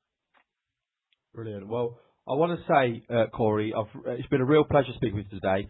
Once the interview was booked, I was excited to talk to you because obviously I do remember you from the old days, and I certainly remember that injury. I mean, it's something that I'll never forget. So it's been a real pleasure. Before I let you go, Corey, I just want to give you a chance to have a shout out. Shout out any friends, family, and any sponsors, and obviously, big up your fight. You've done that already, but big it up again. Right on. Like I say, first and foremost, I just want to promptly. Thank the Lord for giving me strength and energy to get back out there after this horrific injury. My wife and kids have been absolutely great. John Prisco for giving me an opportunity. Had some sponsors last fight. Throw Punch, IC Real Time, Max Muscle, KO Evolution. Everybody who supports Corey Hill, all the fans, including you guys, thank you so much for the support and the chance to tell my story, and I greatly appreciate it so much. Thank you, guys. Absolute pleasure, Corey. I'm really looking forward to seeing you in a few weeks and seeing you get that win and starting to get back up that ladder. Hey, I certainly appreciate it. That's what it's all about, climbing that ladder, getting back to the top, and I will not disappoint. Lovely. Thanks, Corey. Thanks for your time today, mate. Thank you, guys. Bye. Hello. Okay, we are now joined by David Caveman Rickels. Just want to say, really appreciate you coming on today, so thank you for being with us, David. Absolutely, man. My pleasure to join you guys. And you're with myself, Ray, and my co-host Patrick on the MMA Mental Podcast. Awesome, man. Awesome. I'm happy to be on. Right. Well, let's talk about your last fight. You're obviously coming off a massive victory, and you've advanced to the last 4 of the tournament. How did you feel going into your fight with Lloyd Woodard? It's fair to say that was always going to be a tough fight.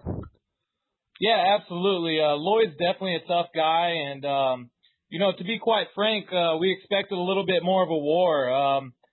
I think he said I hurt his knee in the first round, which could have been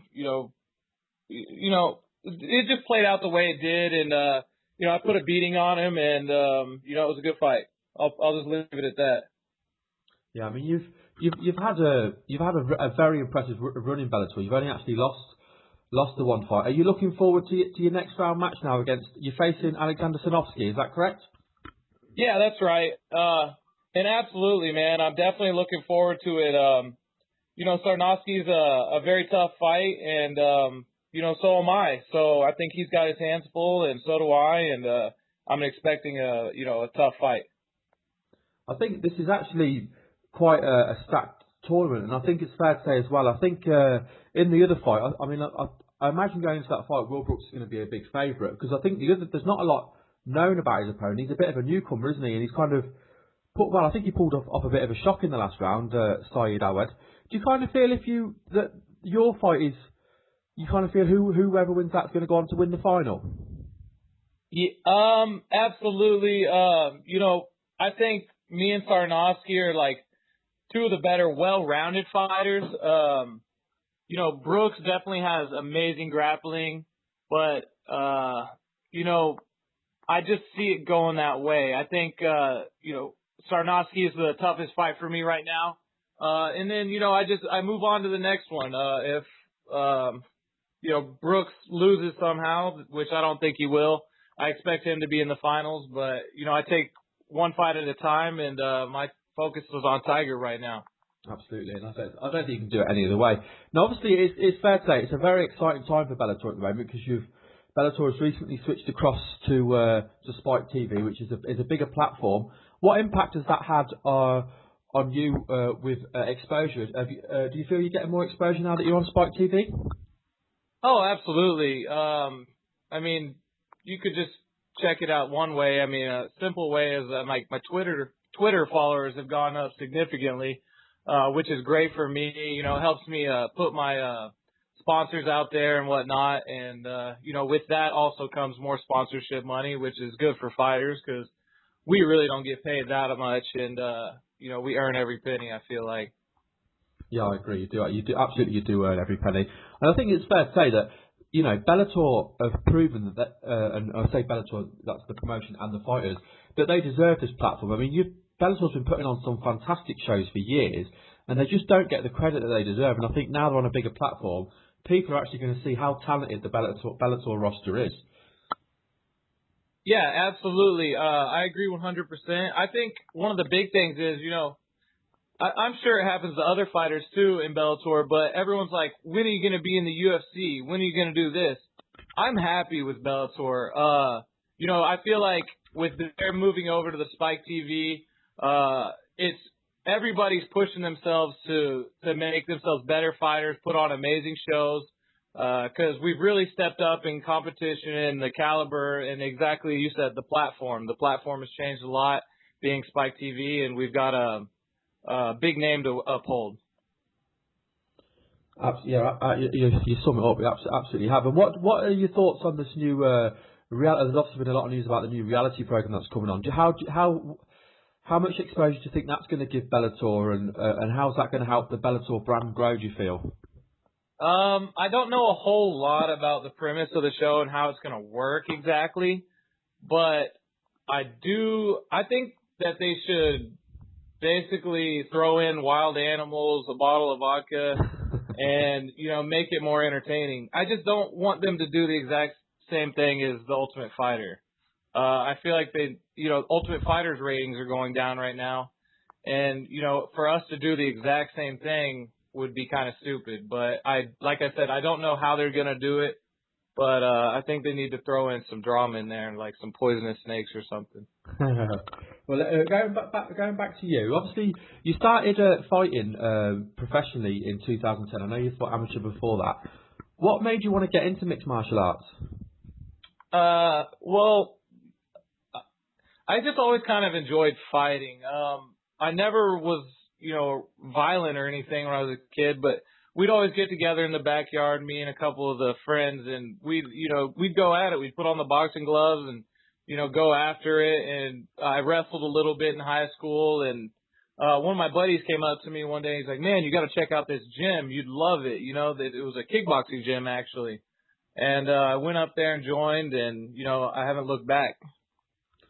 And going on your history before MMA, had you trained in any other martial art? What was your background in any other combat sport, whether it be wrestling, boxing, anything like that? Well, yeah, like I said, I started in wrestling. I did that for a couple of years. I was never big into team sports or anything. I really like especially with MMA, it's you against another man. There's no one to put blame on. It's you and him. Just straight to the point, Muay Thai. It was a Muay Thai gym that I joined, and I really fell in love with it. Well, I know Patrick's easy to jump in. Are you good to go, Patrick? Yeah, I'm set, Ray, and thanks again for coming on, David. We really appreciate your time. Absolutely, man. I'm like I said, I'm happy to be on, man. Yeah, great to talk to the caveman. Now, you and Ray had touched on it a little bit. You're coming off a real big win against Lloyd Woodard. It was just 8 days ago. It was a close fight to start. The first round was pretty close, but you really put a hurting on him in the second and third rounds. Do you feel that performance could have gone any better than it did? Man, I was ecstatic directly afterwards. The only thing that better could have happened he would have fallen down when I was, turning his chin completely sideways. I put some hard shots on him, and I really wanted him to go down, but I was trying to be a smarter fighter. A lot of times when I would try to really go after him, he was initiating the clinch, and then ended up getting on top of me a couple times. And I don't like being on bottom. I'm pretty good there, but I don't prefer it. Yeah, I hear that. Now, you talked about being a smarter fighter, and you and Ray also talked about it. Your only loss was a contentious decision to call Amasu. Lots of people, including myself, thought you won that fight. Did that change the way that you train or you fight right now? I hate to say it, like, it's changed how I fight, because I really still think I have kind of a go-getter kind of fight style. I really like to get after it, mix it up, and, for one, make it entertaining. And two, maybe slight changes I have made is I've really upped my wrestling quite a bit because, as you saw, did you watch the fights the other night? The Bellator with Marlon Sandro? Your fight or just last night's Bellator? Last night's with Marlon Sandro. You know what? I got it recorded. I didn't get a chance to check it out live. Well, they really weighed heavy on takedowns. Basically what I'm trying to get at is, like, you never know what the judge is seeing. a couple takedowns could steal a fight, and I don't like being on bottom, and it looks bad to the judges too. So that's something I've been focused on is wrestling, and obviously sharpening up everywhere else. Yeah, certainly. And perhaps change wasn't the best term. I probably should have gone for improved because like you mentioned, it's obvious to everyone who's seen you fight. You're absolutely an exciting fighter, and definitely have one of the best and most well-rounded skill sets in Bellator. There's been a lot of talk. There's a lot of kind of cutting weight is kind of the in vogue thing right now. Is 170 where you're staying, or is there any possibility of you dropping to 155 or? Well, yeah, this last fight was at the 55 for the tournament. So you're absolutely right, man. I did drop from 70 to 55. Okay, no, how are you feeling at 155? I actually had a catchweight fight with Jason Fisher before the tournament started at 60, and I didn't feel too great. But this last fight with Woodard, a guy who's always fought 55, I completely gassed him and felt good all the way till bell to bell. So I think it's a good home for me. Yeah, it certainly looks like it's a good home. You definitely had the gas in your tank in the later rounds and put it on Woodard. It was a good showing. It's been a good catching up with you, Caveman. Just before we let you go, we'd like to give you a chance to shout out any sponsors or anybody you want to shout out. Let everybody know how they can follow you on Twitter and Facebook. Yeah, check out, you can search for me, David Rickels, on Facebook, or follow me on Twitter at TheCaveman316. Basically just want to shout out a couple sponsors, On It Labs, Joe Rogan endorsed, Caveman endorsed, great supplement company. Unbreakable Mouthpieces, they take care of me for all my fights. KO Representatives, they hook me up. And that's pretty much it, man. All right. Well, hey, thanks for coming on, Caveman, and we're certainly looking forward to seeing you in your next match. Absolutely, guys. I had fun. Thank you very much. Fun talking with you guys. Thank you. Take care, Dave. Speak to you soon. Yep, y'all too. Bye. Okay, we are now joined by Matt Riddle. Matt, you are on with Ray and Patrick from the MMA Mental Podcast. I know you're due to leave for the UK shortly. How excited are you to fight in the UK? I believe this will be your first time in the UK. It's actually going to be my second time in the UK. Okay, which card did you fight on before? UFC 105, Randy Couture versus Brandon Vera in 2009. Okay, yeah, I do remember. Yeah, you fought Nick Ospichak. And obviously Nick Slick beat me up. Yeah, that was a very close fight though, wasn't it? That was that was a bit of an upset, that fight, I think, as well. How do you feel about facing Che Mills? I'm pretty excited. It's been a while since I fought somebody where I was really worried about getting knocked clean unconscious, and if anybody could knock me out, it would be Che Mills. So, most people would be worried, but it kind of excites me. It gives me something to work for, and I'm excited. He likes to fight, and I like to fight, so should be exciting, should be good. How do you feel about fighting in the UK again? Did you enjoy the UK atmosphere last time? To be completely honest, the fans in Manchester were not the kindest. They spit on me, they called me nasty names, and that was the first time that's ever happened to me in my life. I've never been treated with such disrespect. But I heard London's a lot nicer than Manchester, and hopefully, I don't mind getting booed or called names. I really I don't want the bodily fluids to touch me. Yeah, that's disgusting. That is, to be fair. I mean, I was part of that crowd, but I can guarantee that I wasn't one of the ones that was doing that. That's awful. There's been quite a little bit of. I've noticed going back and forth for a bit before it was announced that you were going to fight Che Mills, that you'd stated that you'd like to fight Dan Hardy. Is that a fight you'd like to get in the future, Dan Hardy? I would have liked to get that fight with Dan Hardy, but he's fighting Matt Brown, and on paper, Dan Hardy might look like the guy to win that fight, but I've trained with Brown. I've seen Brown train with people that I know what's going on. I'm in the loop. And it's a bad fight for Dan Hardy. And honestly, after this fight, I think a better fight for me would probably be John Hathaway, because I think Matt Brown's going to knock Dan Hardy out, and I really don't want to fight somebody who just lost the fight. So. No, that's fair enough. I mean, we've spoke with Matt on the show as well, and he has been on a really good run lately, and he's beaten people that he's not expected to be beaten as well. So I don't think that's going to be an easy fight for Dan at all. I fancy Matt for the upset in that fight as well, to be honest with you. Yeah, if I was a betting man, I would definitely bet a lot of money on Matt Brown for that fight. Now, obviously, as well, there's been a lot of hype over Twitter because there's been another brutal knockout, as they say, on the Ultimate Fighter with Uriah Hall, and of course that's brought up the debate about his knockout and your knockout. What are your views on both of the knockouts? You know, I've said it before, and a lot of people have hit me up saying, it's not cool for me to brag about, what, the knockout I accomplished back in 2008. And, because, they asked me, what do you think is more brutal? And I personally think Hall's knockout was awesome.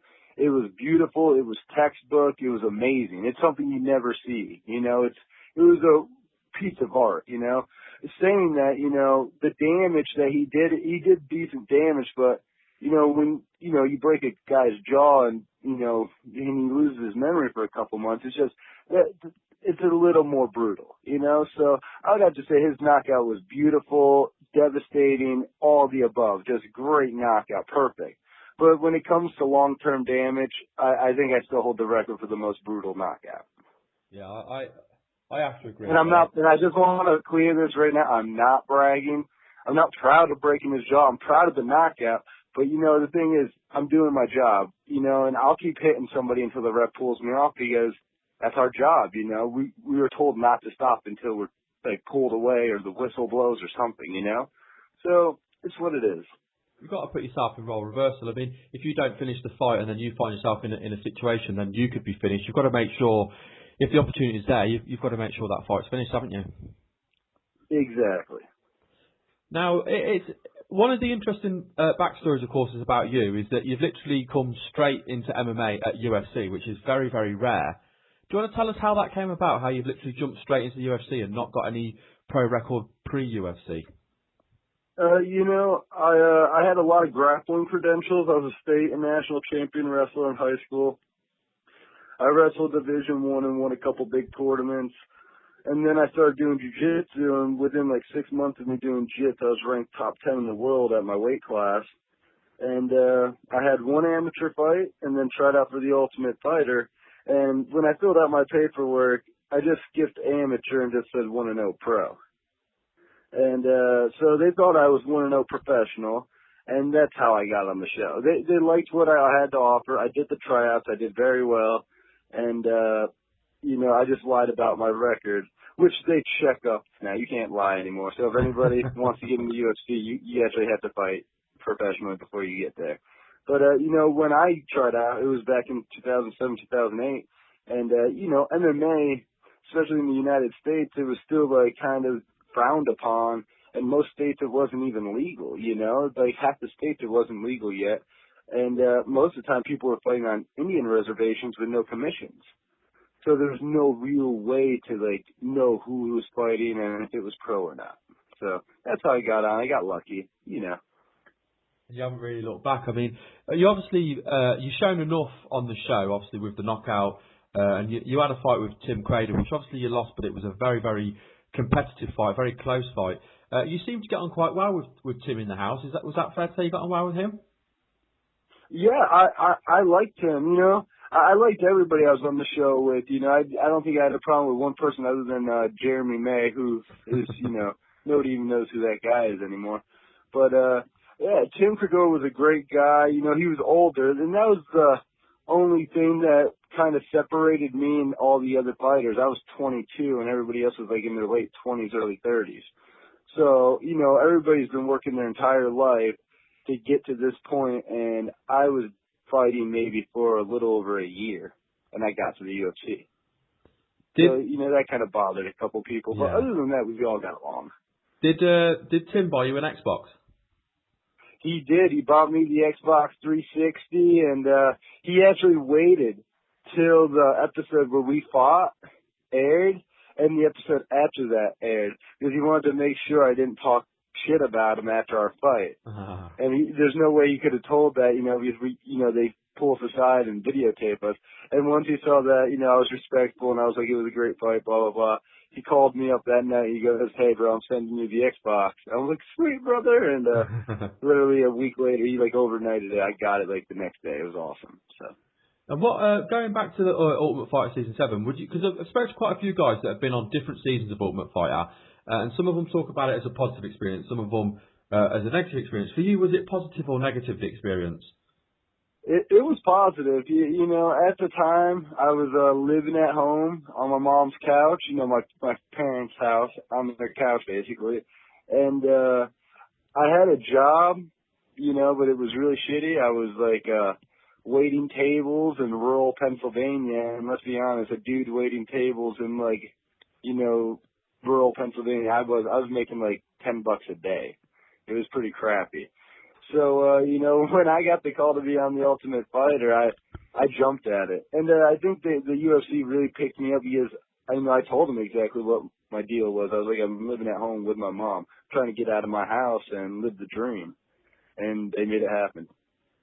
Right, I know Patrick's eager to jump in, so I'll just ask you one more question before I let Patrick jump in.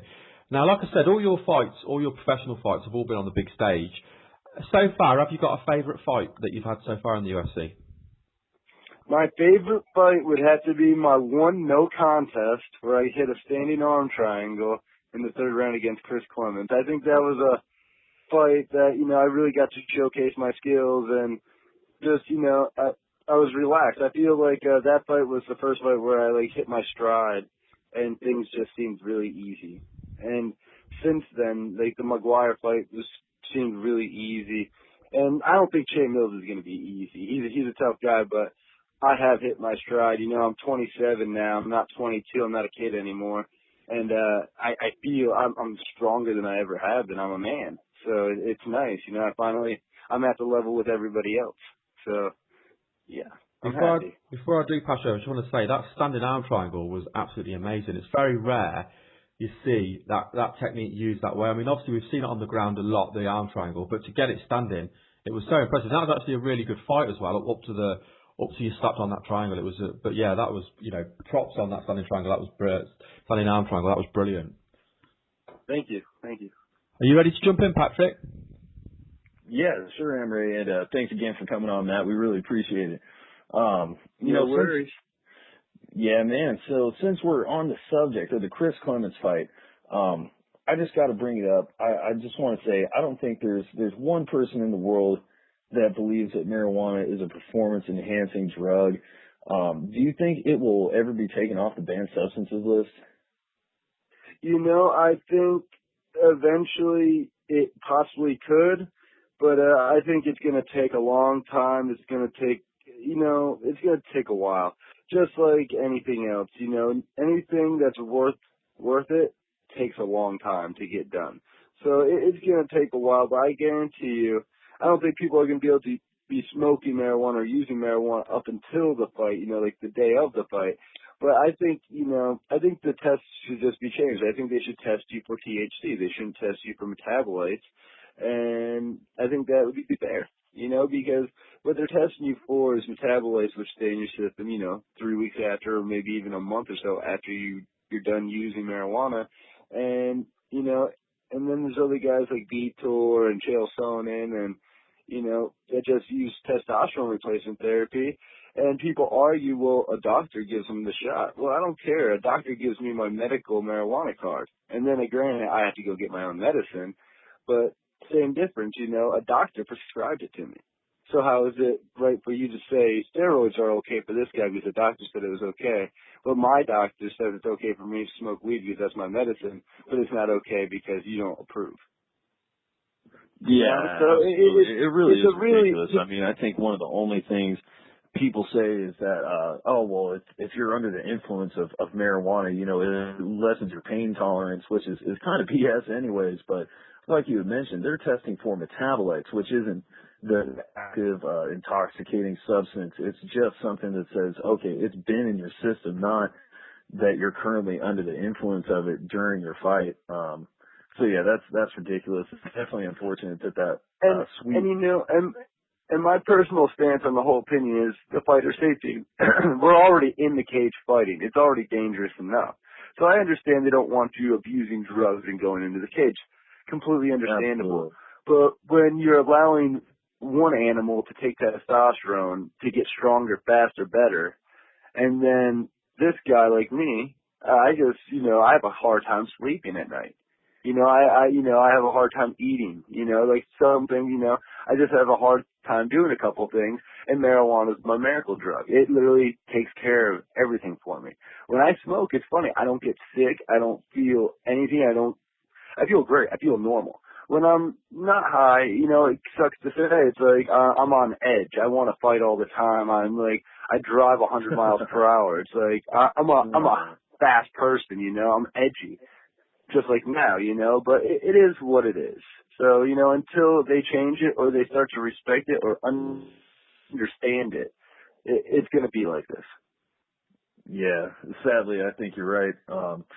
Moving forward a little bit, though, you also put on another real good, though, against John McGuire. That was a fairly one-sided fight, like you and Ray said, talked about. It really does seem that you're hitting your stride. What was that fight like for you?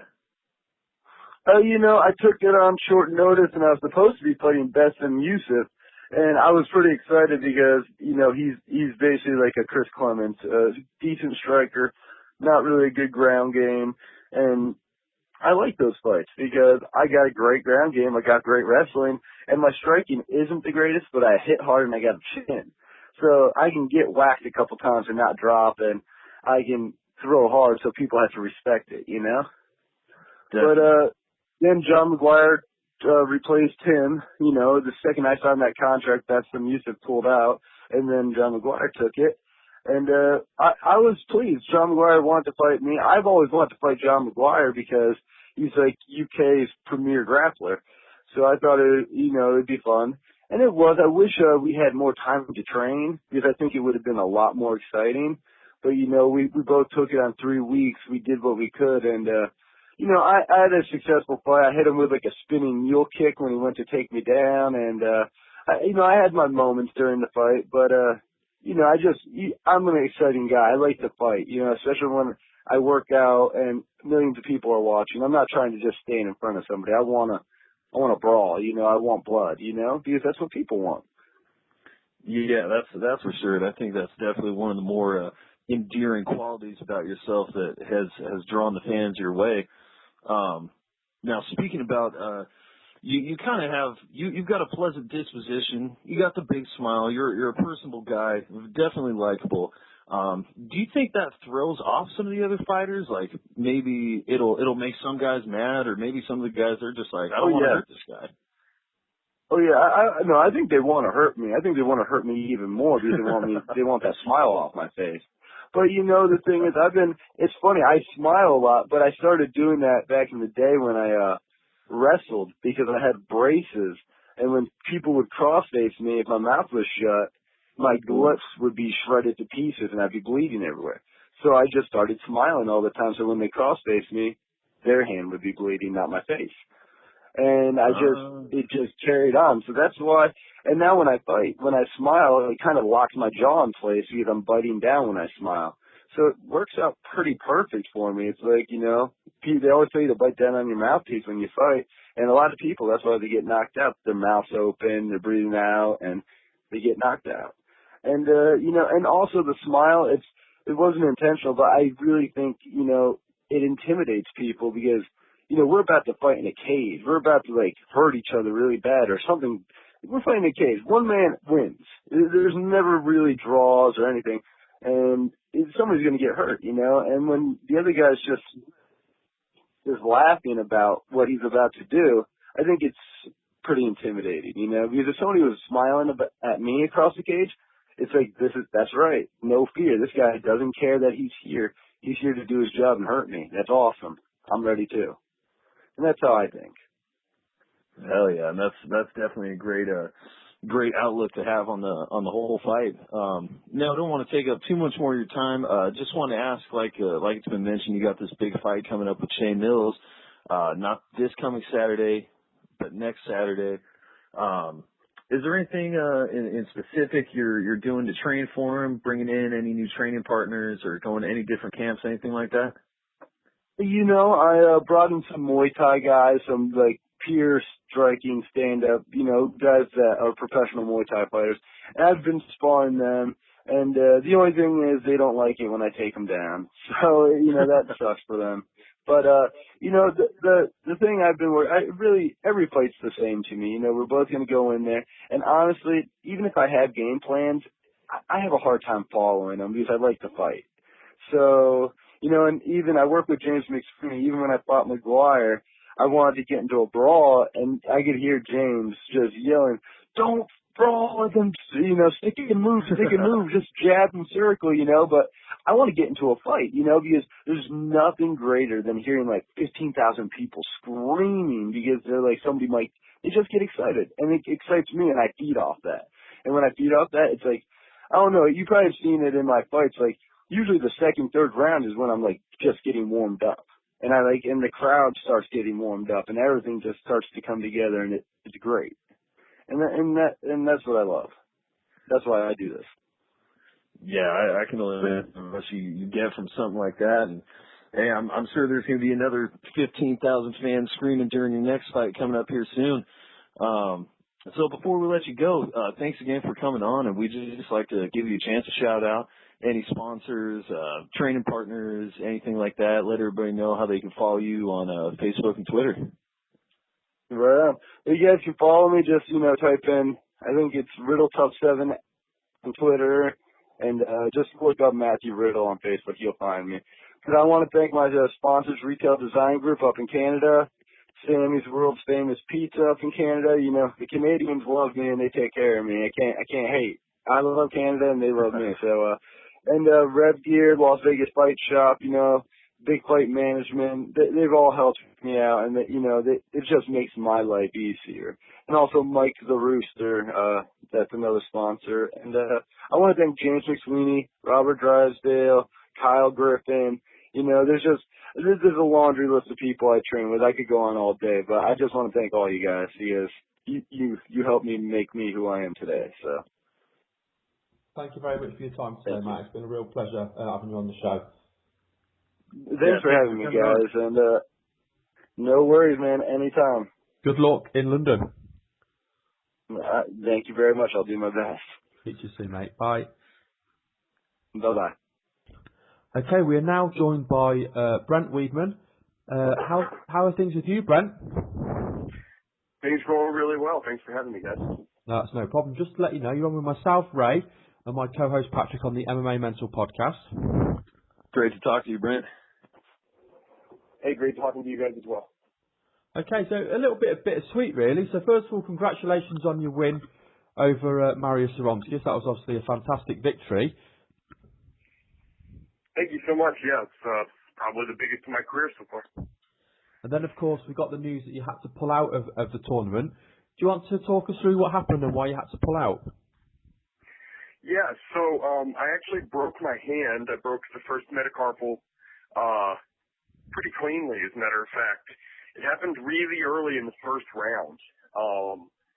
Just an unlucky punch. I think what happened was I was using my left hook. The plan was to use my left hook and to shoot in and close the distance right off of it. And I think I ended up hitting my hand at an awkward angle, sort of while dropping into a shot. So it broke, and I had to have surgery on it, which of course eliminated me from the tournament because the next fight is in a few weeks, and they're on a time schedule. And so I assume then, if obviously you broke your hand earlier on in the fight, so you fought the rest of the fight then with a broken hand, which makes your victory that even more impressive. Well, thanks. Yeah, I mean, I didn't really have much of an option then, did I? The whole second round, I remember kind of clenching my fist because the bone, it disjointed when it broke. And so it wasn't necessarily floating around in my hand, but it would click in and out of place. So I learned that I was if I clenched my fist, occasionally it would pop into place. And that's why if you watch the second round, every once in a while I'll leap in with a left hook or pop him with a left hand or something because he was open for it. but, I had to sort of align the bones in my hand before I could punch it. And then by the third round, it was just a mess. I couldn't do much of anything with it, and it was just sort of along for the ride. That's absolutely crazy. So you said you'd had the surgery. Did the surgery go well? Surgery went very well. I had a plate put on, and there was a couple considerations made because I actually had to have this surgery done much earlier in my career, like 4 or 5 years ago, on the other hand, as a matter of fact. And I had to later have a surgery to take the plate taken out after it had healed because it was just too cumbersome. So there was some updated techniques used. The recovery is going really, really well, really quickly. And, I'm optimistic about it. I'll be back full force by the end of the year. So you're looking to be back by the end of the year? I will. I've been told I'm in the next welterweight tournament. Obviously not losing is sort of, makes sense. It sucks that I can't continue. So they're going to plug me into the next tournament, which I believe should be in fall. That's good then. At least you know you're getting looked after then by Bellator. Absolutely. They've been. I've never had any complaints with Bellator. They've always been great to work with. But this is the first, sort of big injury since I've been under their banner, and they've been incredibly understanding, very helpful, and I've been really pleased with how they took care of the situation.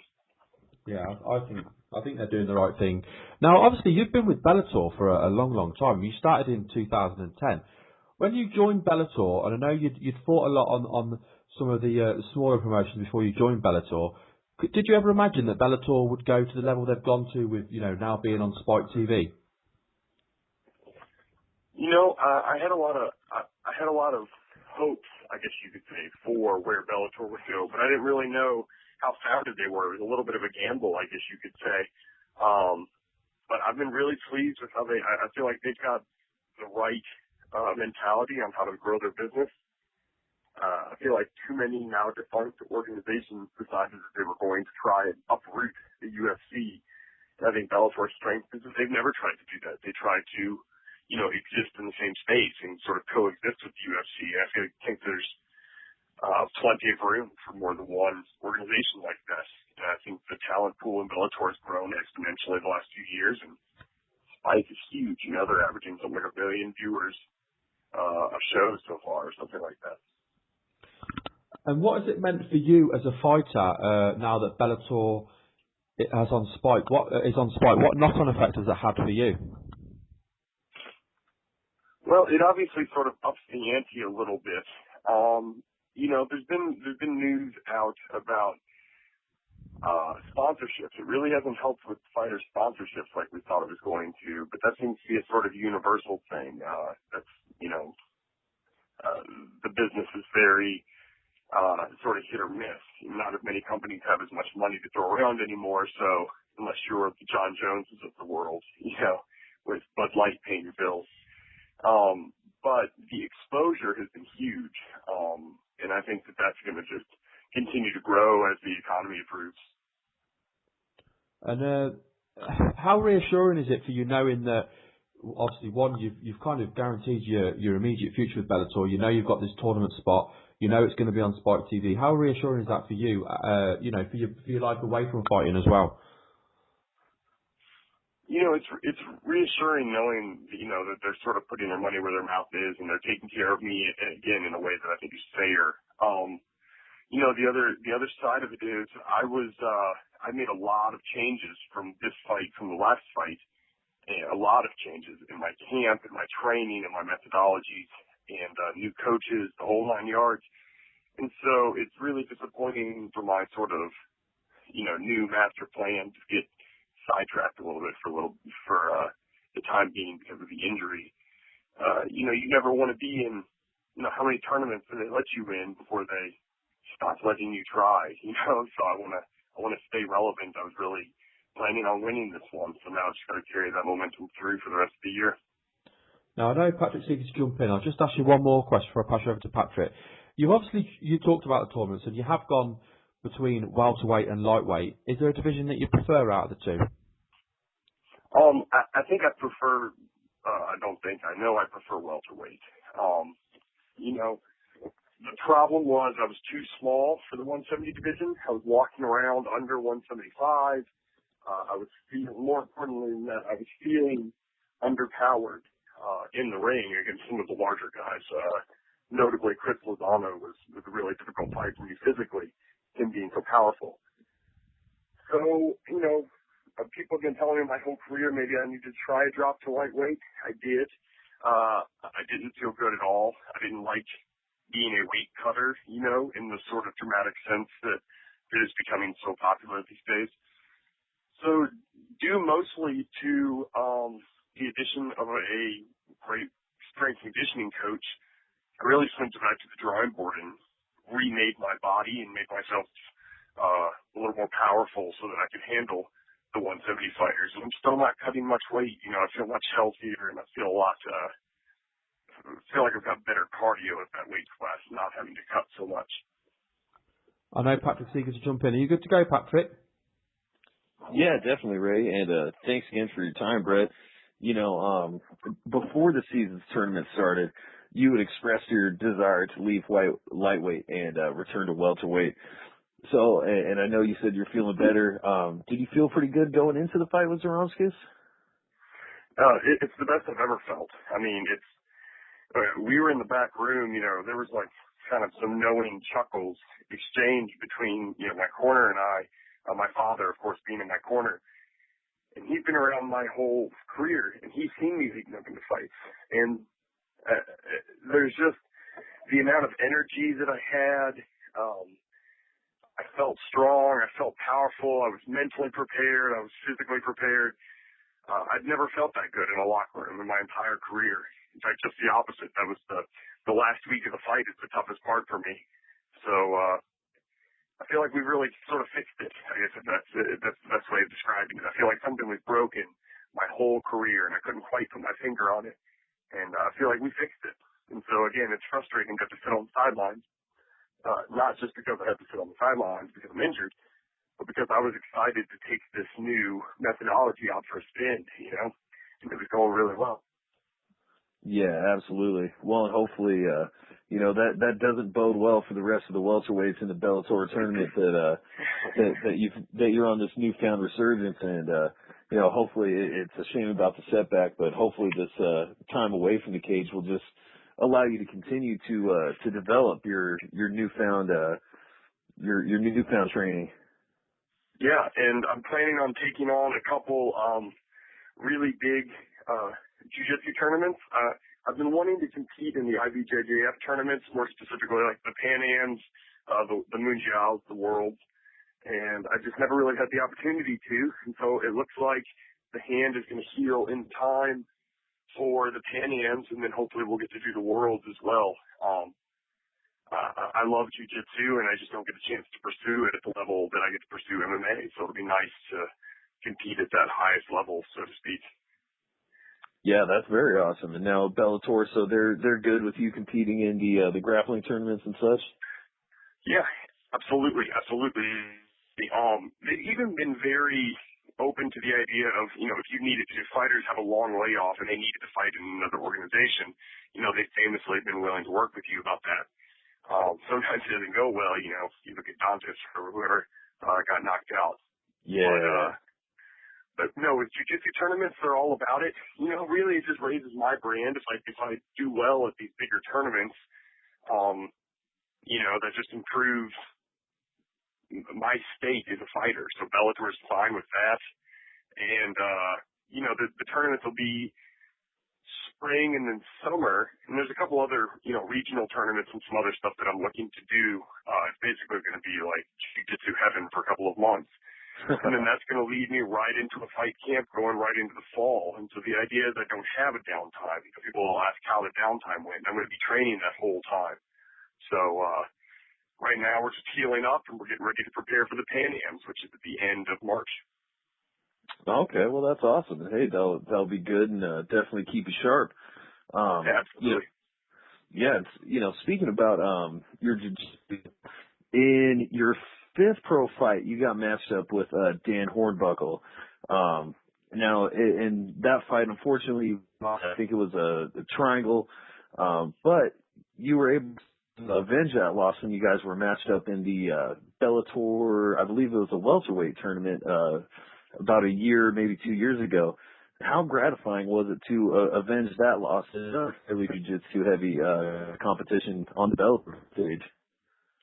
Yeah, it was great. One of the big problems, as glad as I was to win that fight, I was really, really bummed that I wasn't pleased with my performance. I felt like I lost the third round. I gassed really badly. And, that was at a time in my career where I was starting to notice some patterns, some problems in my training methodology. And, that was actually, I guess, part of the beginning of the end, what made this change for my last fight. And one of the biggest changes I made was to allow myself to understand I'm a jiu-jitsu fighter. Like, that's my base art. And for the longest time, because my main coach was my kickboxing coach, ergo, most of my time was spent doing kickboxing things. And that would get to at the fault of neglecting my jiu-jitsu. So when I'm having these, looking back, I had a great jiu-jitsu war with Dan Hornbuckle, and I'm proud of the first round or two. There were some good exchanges there. There's some good groundwork displayed. But I wasn't actively training my jiu-jitsu, especially not the way I should have been for a fight. And so I feel like that's been the biggest change I've made.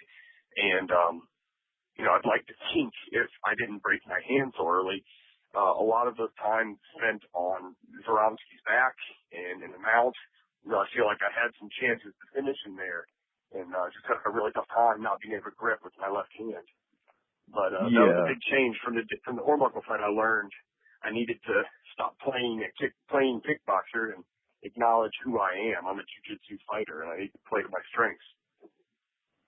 Well, that's definitely cool that you've kind of refound your roots there. And yeah, it could definitely be hard to leverage a submission when you got a broken hand. So, but that was still definitely a very good win against Zaromskis. And now, since we're talking about your training a little bit, do you want to talk to us about your camp and who you're training with these days? Yeah, absolutely. I spend all of my time at one gym these days. It's the name of it is Derby City MMA. They call Louisville, Kentucky the Derby City. It's where the Kentucky Derby is. And we've got the largest gym in the state that I know of for jiu-jitsu and MMA. We've got over 700 members. It's a huge, awesome gym. It's growing by leaps and bounds. Again, it's an MMA gym that's jiu-jitsu focused. It's primarily a jiu-jitsu gym. And, it has a huge competition team.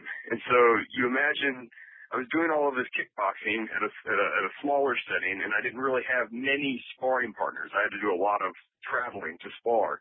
Well, where I'm at now, not only do I have a few more sparring partners than I had before, but I've got a whole jiu-jitsu competition team for the grappling sparring.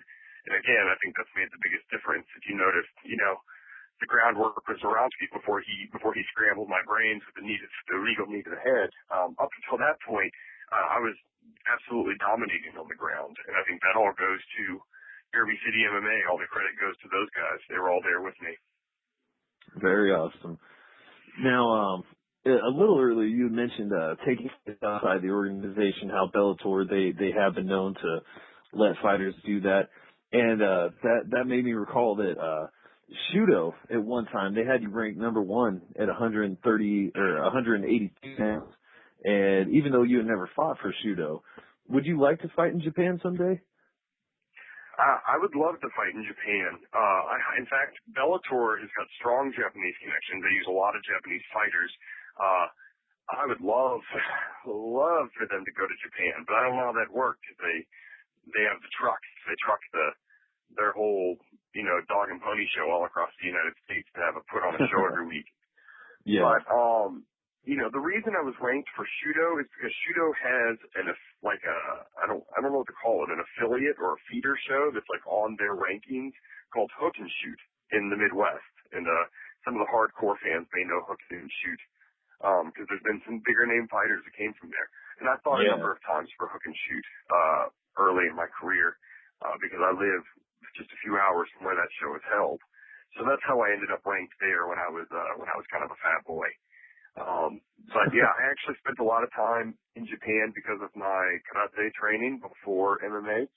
And so any excuse I have to go back, I probably haven't been in, I think, 6 years. I think my wife and I honeymooned there. So that would be the last time that I've been in Japan. So yeah, I'd love to fight in Japan. All right. Yeah, that's very cool. Well, before we let you go, Brent, we really appreciate your time once again, and we're definitely looking forward to you getting back in there, and we hope you heal up properly. But we just want to give you a chance. Feel free to shout out your training partners, any of your sponsors, and please let the fans know how they can follow you on Twitter and Facebook.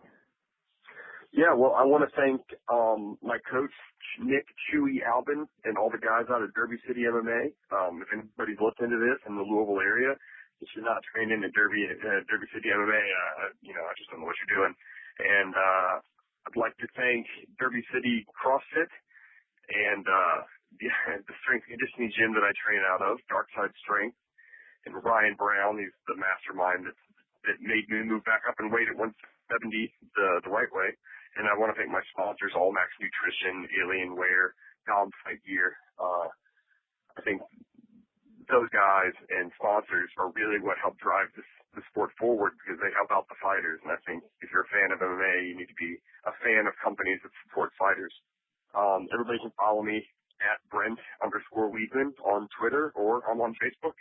And I love interacting with you guys and interacting with the fans. It's what makes this so much fun.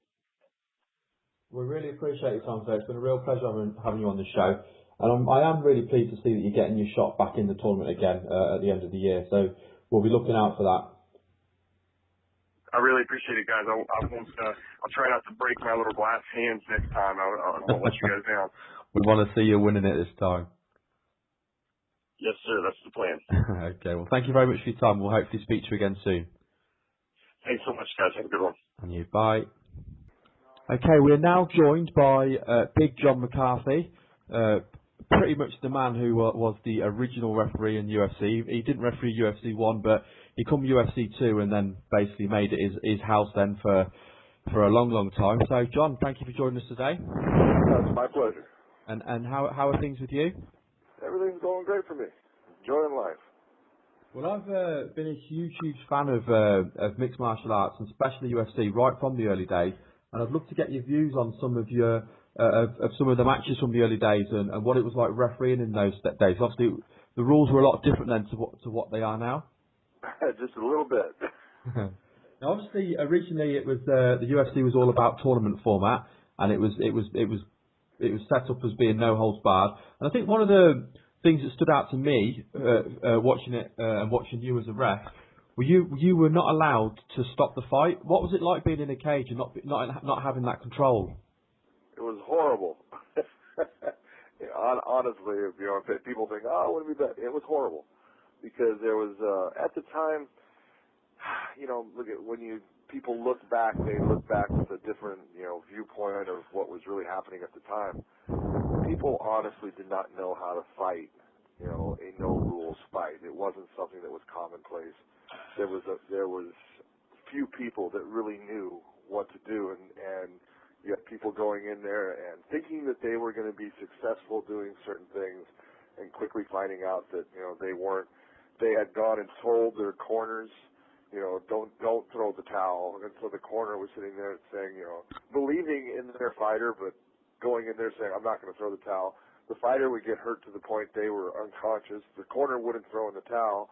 And so it was this position where you really couldn't stop the fight under the way the rules of what they wanted done were put in place. So it was, as I say, it was horrible for me. And it was, after the very first show I did, I talked to Housten Gracie and told him, hey, thank you very much, but I will never do that again. And he goes, why? It was great. And I told him, Housten, I said, look, you know your brother knows what he's doing. You know that your other brothers would take care of him if he was in trouble.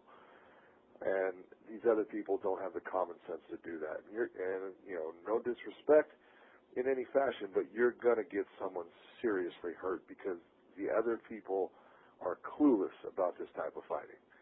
I said, you're allowing people to do things as far as they can stomp on the guy's head. I'm supposed to stand there and watch someone get stomped on their head until their head, crushes. I said, that's ridiculous. I can't do that. I have to be able to stop the fight if the person, and that's when I came up with it, they cannot intelligently defend themselves. I have to be able to stop the fight. And he thought about it for a while and said, okay, you know what? All right, we'll do it that way. But I don't want you just stopping the fight. I said, okay, no problem. Look, this is when I'll stop it. And it just kind of moved on from there. So when was the first time they kind of gave you the authority to step in and stop the fight if the fighter wasn't intelligently defending themselves? UFC 3. So you did get it in for UFC 3? Yep. You can go back and look, and you can see that there was fighters. Roland Payne fought Harold Howard, and he got hit with a shot, and he was unconscious, and as he hurt, and I jumped in and stopped the fight, and it was the way it should have been, and the purpose of fighting is not to, in the end, it shouldn't ever be to hurt people. It's to be competitive, to show your technical skill and your competitive advantages over your opponent. And, at the end of the fight, hopefully both guys are uninjured and can walk out and come back and fight again if they want. Injuries are going to happen anytime you have people, in a combative situation. The possibility of injuries is there. But no fighter wants to go in to a fight knowing that they're going to permanently damage their opponent. That's not the way most fighters are. They want to go in, they want to win, they want to be competitive, but they don't want to permanently damage, the guy across from them. Now, obviously, you were referring to UFC 2 when you didn't have the control, and there was, that was a 16-man tourney, which was unusual in itself because the first one was 8, and there was some very, very brutal knockouts at that event. Was there any of the knockouts? Was there any of those knockouts that made you want the rules changed? Oh, going back to UFC 2, it was the very first fight that happened was between a gentleman named Scott Morris and another 18-year-old kid named Sean Dougherty. And in that fight, it lasted about 32 seconds, and Scott Morris ends up taking Sean Dougherty down. With a beautiful little toss that he does. He ends up in mount. He neck cranks him. Sean Dougherty ends up tapping out. And I looked and said, well, this is easy. And the next fight that happened was Pat Smith against Ray Wizard. And Pat Smith catches Ray, who I knew, a good karate guy, very fast, but not a real, you think of fighter. He's not a guy that's been in competitive fights. He ends up catching him in the guillotine. I see Ray go unconscious and stop the fight. And it's like, this is no problem. Well, from that match on, things started happening, and I started saying, oh my God, I got problems. And it was the Orlando Wheat first fought a guy named Robert Lucarelli from New York, and in that fight, he was starting to absolutely annihilate Robert in the fight, and I had told the corners before the fight, I told them in the rules meeting that we had, which obviously there wasn't much for rules, but I had told them, hey, if your fighter is starting to have problems, I'm going to point to you and say, keep an eye on your fighter. And if I think they're really starting to have problems, I'm going to point to you and tell you, watch your fighter. And if they're in trouble, I'm going to point to you and tell you, throw your towel. And, I went through that entire sequence, and I told them, throw the towel, and they weren't. And, finally after, Orlando Wheat landed a bunch of elbows to the back of his head, and Robert Lucarelli was crawling on the ground, trying, just to move. And they finally throw the towel, and I went over to him, what is wrong with you? Why did you not throw it earlier than that, right? And they looked at me and they said, he told us not to throw the towel. He said he told us he would kill us if we threw the towel. And from that moment, I go, oh my God, I got problems. I got corners that aren't going to throw the towels, and that happened in the next series of fight when they had the second round. Scott Morris against Pat Smith. Scott Morris is getting killed by Pat Smith. He gets, he goes to do a throw, his foot slips, he ends up being mounted. Pat lands some elbows, and I'm yelling in his corner, throw the towel. They looked at me and took the towel and threw it into the audience. Shook their head no, and I'm like, this is bad. And so there was some bad knockouts that happened, and there was some bad things that, luckily, it didn't have a bad ending. Nothing really happened off of it. Or that could have been right there, the end of the sport, just off of doing things that were not, consciously thought out in a smart way. in the beginning. But, we worked through it, and from that point, we constantly changed things throughout the sport, to try to make it more palatable to people, to make it, still be, very raw and open type of fighting system, but more and more towards a sporting aspect. It's funny because you talk about some of those fights, and I remember both those fights. And Orlando Wheat was actually walking away from Lucarelli and then realised the fight wasn't over and jumped back in. And of course, Pat Smith with those elbows, he brutalised Scott Morris, so that was vicious. But he actually got up himself and walked away because I think he knew he'd done enough damage, didn't he? That whole thing was with Pat Smith. I was yelling at the corner so much Pat thought I told him it's over. And I didn't, but thank God he thought that because he jumped up off of him because of it. And, like I said, luckily things worked out, but it was not a good situation. When you refereed that first event at UFC 2 and seeing how that event played out, could you imagine that all these years later we'd be here now with the sport the way it is? At that time, no, I couldn't imagine it being the sport that it is now. No, it's completely different, and it's gone through so many, evolutions and progressions, and the fighting is different, so different. You can go back and you watch some of those old fights, and it's almost comical in some ways, the fighting styles and the things that guys would do compared to what is now such a technically and athletically, oriented sport. Now two different worlds. Going back to the old days, who were some of your favourite guys to referee in the old UFCs?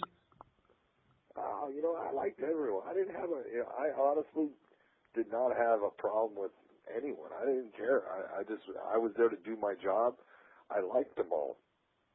I liked, Royce was someone I had known before the, UFC came about, so obviously I liked him. I liked Ken Shamrock, I thought he was a great guy.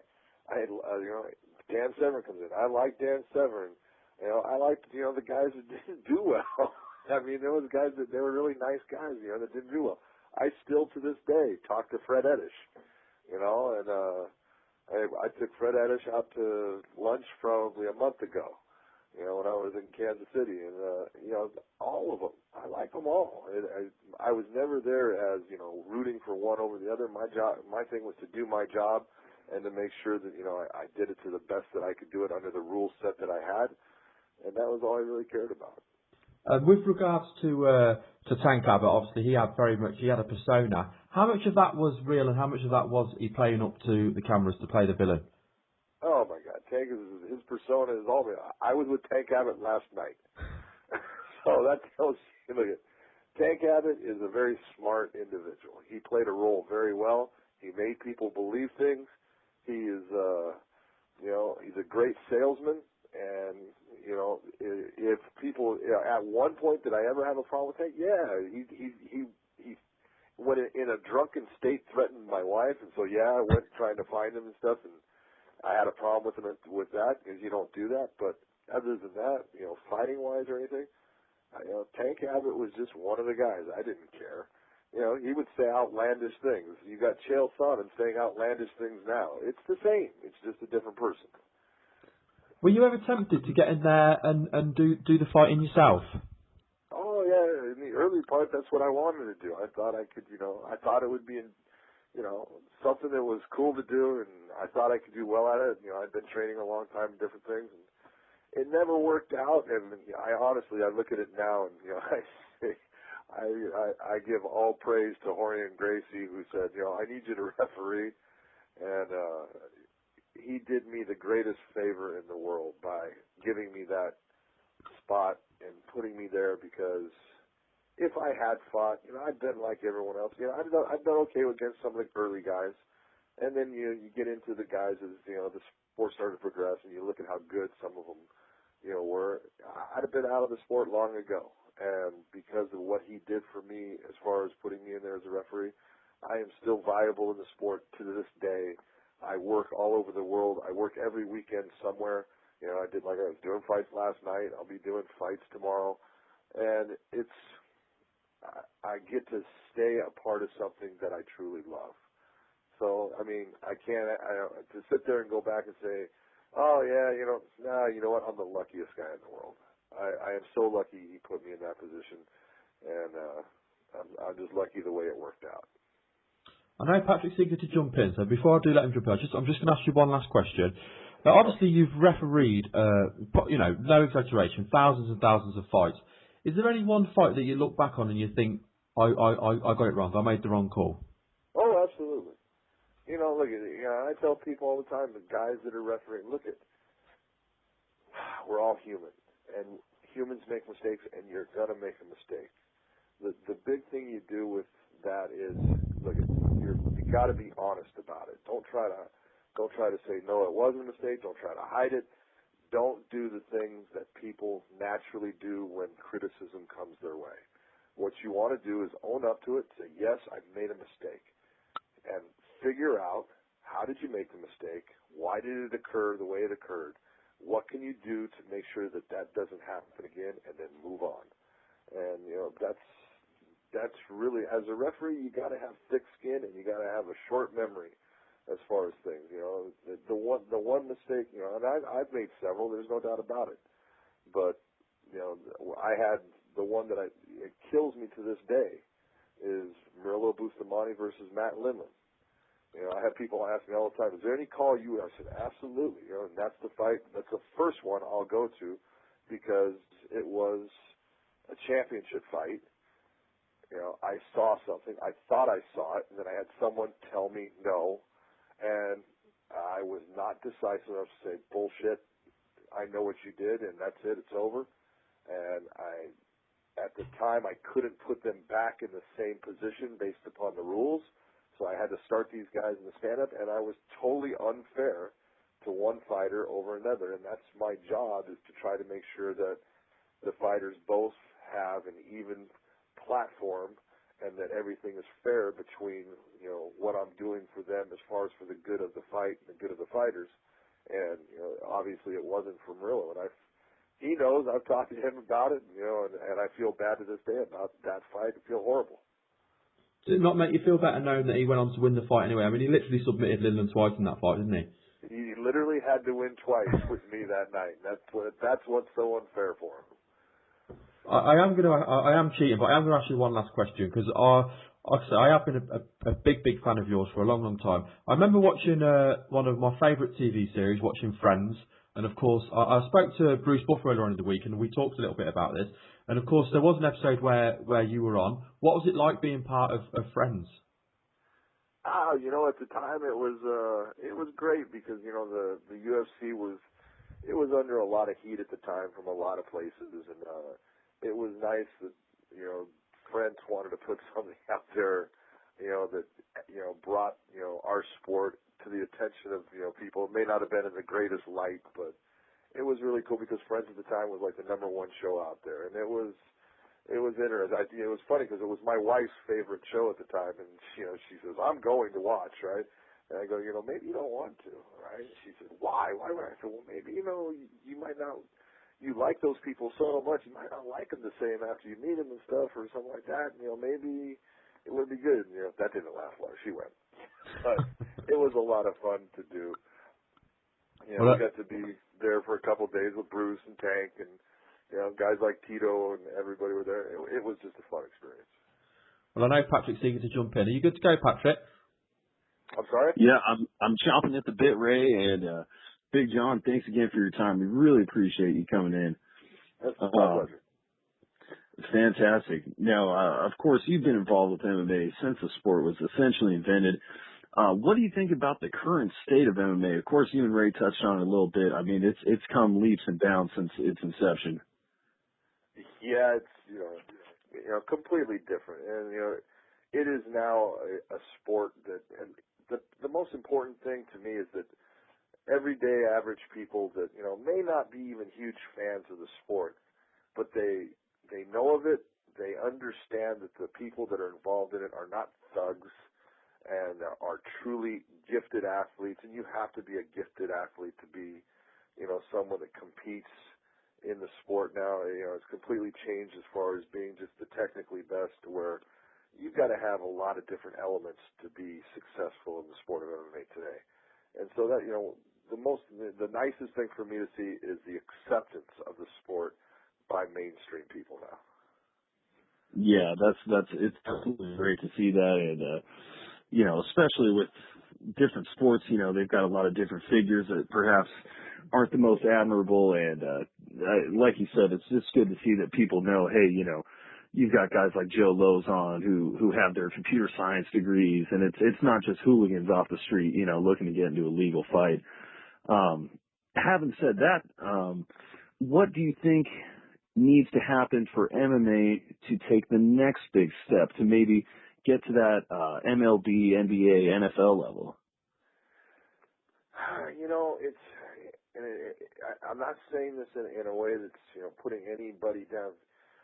The biggest problem I see right now with MMA is the separation of the UFC from everyone else, basically. In that, look at the UFC is the NFL of MMA. There's football played all over North America, but everybody that wants to go and be the best wants to go to I don't care if you're a CFL player, you want to go to the NFL. Right. You're a professional football player in the CFL, but your goal, if you could, is to get to the NFL. And, that's every fighter's goal, is to get to the UFC. The biggest problem is we have a huge amount of space between some of the lower promotions that we have and the upper one of being the UFC. You have Bellator, it's riding in there a little bit. We've lost a lot of them, lost Strikeforce and things like that. And it's very important. The problem is the UFC can only hold so many fighters. And there's a lot of, the sport is getting more and more athletes in it all the time. And some of these guys, they're fighting really well, but, they can fight and make it to the UFC and, be it one thing or another, not do well, and all of a sudden they're out, and there's really nowhere of that next range for them to sustain themselves as a fighter, to make a living. They've got to do a lot of other things, and it would be nice if we had just some, more ranges of the fighters to be able to fight on shows that they could make a decent living. I'm not asking for them to make, huge money, but a decent living where they could actually, pay for their, existence and still train and be the professional athlete that they're trying to be. Yeah, that sounds great. And hopefully, with Bellator moving to Spike and getting their exposure, they were getting maybe 200,000 views on MTV2, and now they're doing 5 times that, getting 1 million viewers plus on Spike every week. So hopefully that'll be a good intermediary for fighters to go to and maybe even get to the same level as the UFC one of these days. I know their tournament format is really popular these days.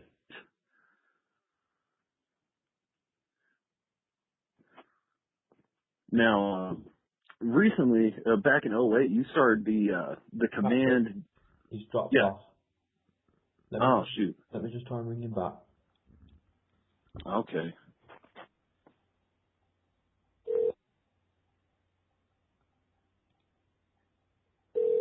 Hello. Hi, John. You dropped off. All right, yeah. All of a sudden it went dead. Cool. Patrick, you carry on?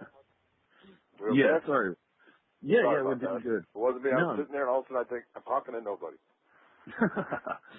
Quite all right. Let's move on a little bit. Back in 2008, you started the command course for MMA judging and officiating. Are there any principles you try to teach there that perhaps aren't really implemented currently in refereeing or judging? Well, there's a lot of things that, I'm trying to get across to the students of it. Refereeing is a lot different. It's a lot different now than it was in the past. It's a lot different than what most people think. And, what I'm trying to get across to the people that I'm teaching is the importance of what they're doing, the importance of what they're doing to the fighters who train very hard, who work their asses off to get to a certain point. I try to point out to them the importance of what they're doing, and the importance of understanding that they have responsibilities, and those responsibilities to the fighter. They have responsibilities to the fans, but what the fans always want and what's best for the sport and what's best for the fighters are not always the same. And their responsibility lies in the safety of the fighter. and they need to do the right things for the fighter. They need to understand when fighters are in trouble. They need to understand things that the average fan doesn't understand as far as what they're looking at, what they're seeing, what the results, and what can happen off of what is occurring. There's a lot there, and there's a lot to learn. I make them, to pass my course as far as refereeing, there's a series of tests you're going to have to take. The FK4 test, I make you get at least a 90% to pass it. And oh, wow. Because, I look at it, it's like, okay, do I want someone passing with a 70%? I'm putting that person in a cage with a fighter that their life or livelihood is possibly in the hands of this person. Well, you know what? Bull. You shouldn't be able to pass with a 70. You should have to pass with, you want to be with them, then pass with it, get a 90 and you can pass. If you can't get that 90, then try harder. That's all I can tell you. But, I look at it, it's important. It's important that they know what they're doing. It's important that they know how to do it. And, just passing my course is not near enough for someone to sit there and say, oh, I'm ready. And it's the biggest problem you'll see with MMA officials that I see happening is, because the government, we have athletic commissions that run combative sports, boxing and MMA. If you want to be a referee in football, you want to be an umpire in baseball, you want to be a referee in basketball, any of them, where do you start out? Well, you start out in the Little League for, baseball, pee-wees for the football. And then if you are doing well there and you want to move on, then you move on. And if it's the baseball, you move on to the pony leagues.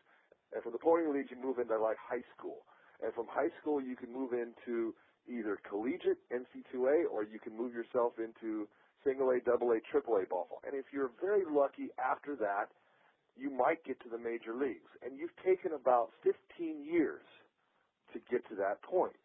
Yeah. Well, with MMA and boxing, we have people that think, okay, I'm going to go take a course, and then they take a course. And we'll say they pass the course. So they pass a course, and now after 1 year, they're like, I want to be in the UFC. Well, it's great that that's your goal, but there's no way in the world that you have done enough fights, experienced enough bad things happening in the fight, because anybody can go and stand in a cage and have two fighters put on a great fight that you really have nothing to do in there. You don't have to make any calls. You don't have to do anything. They just put on this phenomenal fight, and anybody could have been standing in that cage. It's when things go bad that separates the referees.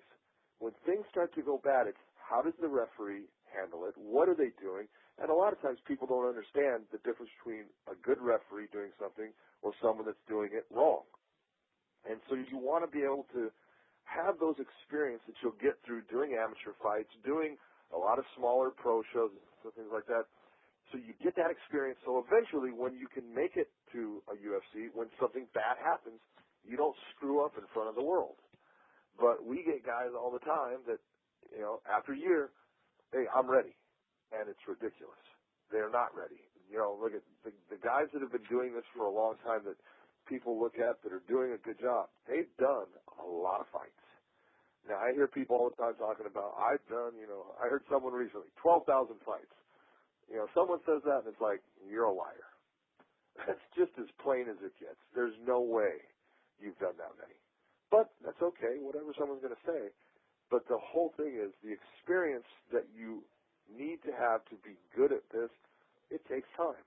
And it takes commitment, it takes work, and you've always got to be trying to evolve and understand the changes of what's going on in our world as far as, MMA to be effective with the fighters. And that's the kind of things that, I'm trying to put out in that course. And I'm trying to tell them, look, just because you pass it doesn't mean you're ready. Yeah, that makes a world of sense. I mean, you lose anything in life. That's how it works. If you want to be a carpenter, an electrician, there's a system of graduation. You start as an apprentice, and then you move up through the ranks, or even with yourself in law enforcement, it's the same way. You don't start off as the sergeant. You got to work your way up, and people just need to put in that time and get that experience. But it's been fantastic having you on, Big John. We could all day, I'm sure, as long as you let us talk your ear off. But before we let you go, just give you a chance. We know you have your gym going on, your school, you're reffing fights all the time. Just go ahead and feel free to shout out whoever you want. Let the fans know how to follow you on Facebook and Twitter, and feel free to shout out any projects you have going on. If anyone wants to follow me on Twitter, it's John McCarthy MMA. Love to have you on there. For Facebook, you can go to John McCarthy, and it'll have one that says Big John on it, I guess, or something like that. They can always go to my websites that I have. For the command course, it's MMAreferee.com, and if you want to look at the gym and possibly come out this way, it's BJMUTA.com. So appreciate you letting me do that. We really appreciate you coming on today, John. Well, I was very excited when you agreed to come on, so thank you very much for your time. It's been a real honour talking with you. Thanks for your time. My pleasure. You take care. And you. Speak to you soon, hopefully, John. Bye. All right. Bye-bye. Okay, we are now joined by Housten Alexander. How's things with you, Housten? Hey, man, I'm good. How are you, brother? Yeah, we're very good. We're very, very pleased. We were looking forward to having you on the show. So, you're on with myself, Ray, and my co-host, Patrick. Good to hear you guys. I finally got a chance to link up with you guys. I'm just leaving my workout. Yeah, sorry about the confusion earlier on. I think it's. Oh, man, we're good. We're good, man. Okay, cool. Thank you. I appreciate that. Okay, let's. You're talking about your workout. Have you got a fight lined up, or are you just training, or what's going on with yourself? I train every day, man. When you're doing MMA, you have to keep your knife sharp every day. But I found out through my manager, Monty Cox, yesterday. I was fighting here in my home state, March 30th Street. It's the 30th, excuse me. And so that's coming up pretty fast, man. So I'm pretty excited to be fighting in my own neck of the woods. Ever since the past year or so, I've been fighting in other countries. So, are you able to say which promotion and who you're fighting for? Well, you know what? It might be it might be the VFC here. It's a pretty big promotion out of this area, it's at 205. And I don't have the opponent just yet. I believe the opponent. I'll find out about the opponent next week. Okay, it'll be great to see you get back in and be able to throw down. But I'd like to talk to you a little bit about, of course, when you first burst onto the big scene. Obviously, you'd fought at some of the local promotions, and then we saw you debut at UFC 71. You were brought in to face Keith Jardine. You weren't very well known at that stage. I think a lot of people thought Keith Jardine was going to win the fight. He was quite close to a title fight. Do you want to talk us through how you felt going into that fight and how that fight played out? Well, you know what? The fight with Keith was just one of those things. Well, I didn't even know who Keith was at the time. I've been doing a lot of the Midwestern regional fights, and my manager came up to me and asked me, "Hey, there's an opportunity to fight a guy named Keith Jardine," and I was like, "Well, who's Keith Jardine?" Because I never watched another UFC at that point in time. But when they asked, all I was concerned about was how much the guy weighed, because I was for the past maybe 6 or 7 years before that, I've been fighting guys twice my size, and when they said 205, I was happy about the weight than I was the name.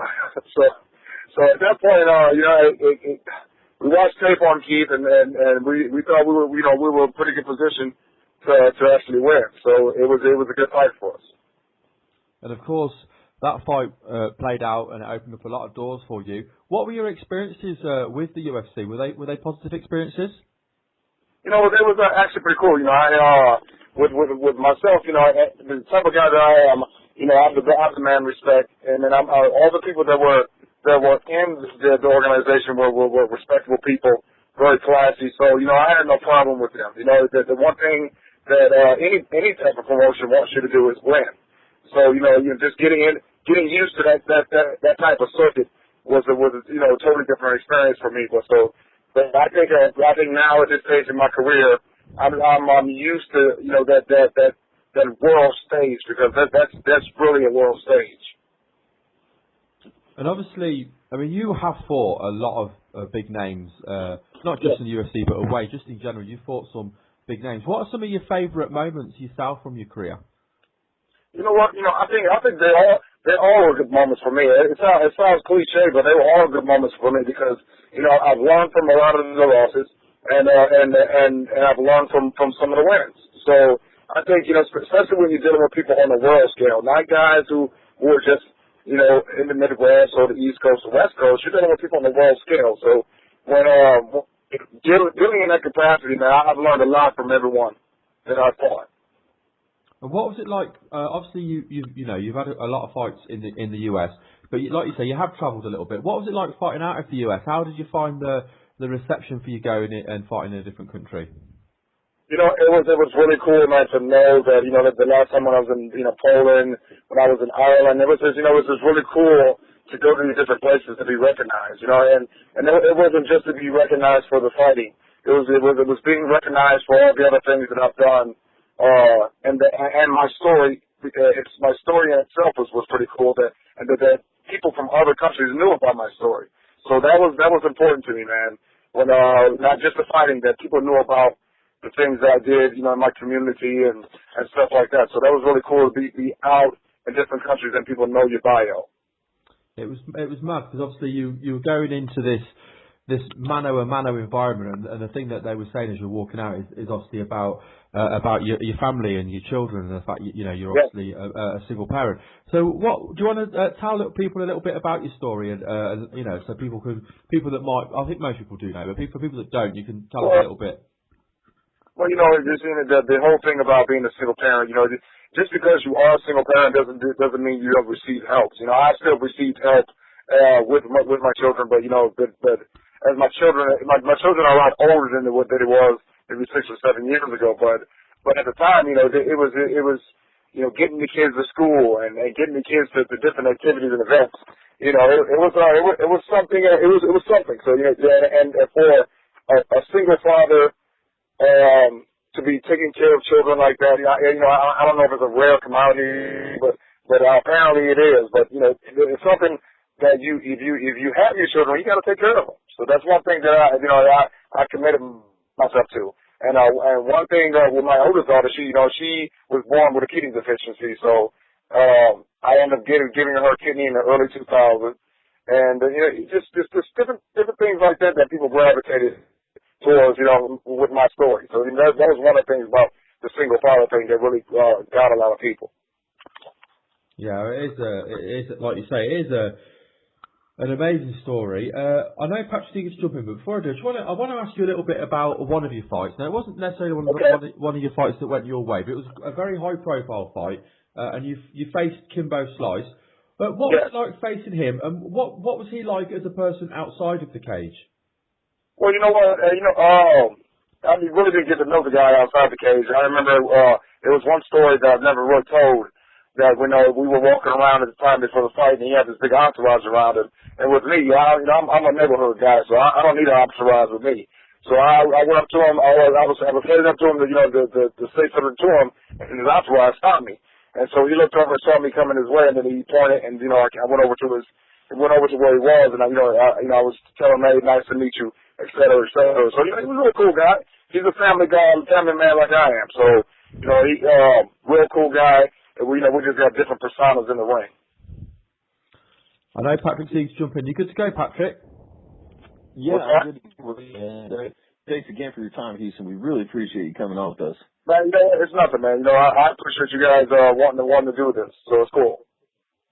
Definitely. You know, and you talked about some of the things some people may not know about the assassin, Housten Alexander. For example, your music career. You're big in the Omaha hip hop scene and the music scene. Are you still working as a DJ? Not just Omaha, man. Yeah, I've helped out a lot of people all over the country, so hopefully this is not in Omaha. Yeah, absolutely. And why don't you just tell the people a bit about your involvement in the music industry? Well, you know what? I've been involved in the music industry for a long time. Ever since when I first started b-boying back in the early '80s, started doing rap back in the again the early '80s. I got into radio early 2000s. I started doing a lot of tours with people. I was on tour with Snoop Dogg. I was on tour with Ice-T, Salt and Pepper. I've been on tour with a lot of people. And then when I finally got to radio to where I can have some type of platform to where I can break new music from independent artists. And I jumped at the chance. So the name of the show is called Power Mix Sunday Night, and it's on Power1069fm.com if you want to go over there and check that out. But I'm always involved in hip hop. You know, I've always been involved in music, right? Whether it's rock and roll, country, or whatever. You know, music moves the soul, and and I think fighting is like dancing. You know, you gotta have some type of rhythm. You gotta have some type of power moves, and to me, fighting kind of reflects the music. You know, and I've been involved with the music along with fighting, because fighting is just a part of me as music. So if anybody out there is an independent artist, they need to get a hold of me, man, so I can start breaking some of this music. That's very cool. And now you also teach hip hop. What's that program like? What's that? I couldn't hear you, brother. Oh, sorry about that. Yeah, I read that you also have a program where you teach students about hip hop. And what's that program like? Well, it's called the Culture Shot School Tour. What I do is I go into schools and I teach them about the hip hop culture. I go and I teach them about the pioneers of rap, pioneers of b-boying, and pioneers of DJing. Things that they don't know because they don't see it on the radio or hear it on the radio or see it on television all the time. So you got different generations who don't know anything about the founding fathers, and that's what we do. We go to elementary, middle school, high schools, and community organizations, and we teach the kids about the hip hop culture through the Culture Shot School Tour is what it's called.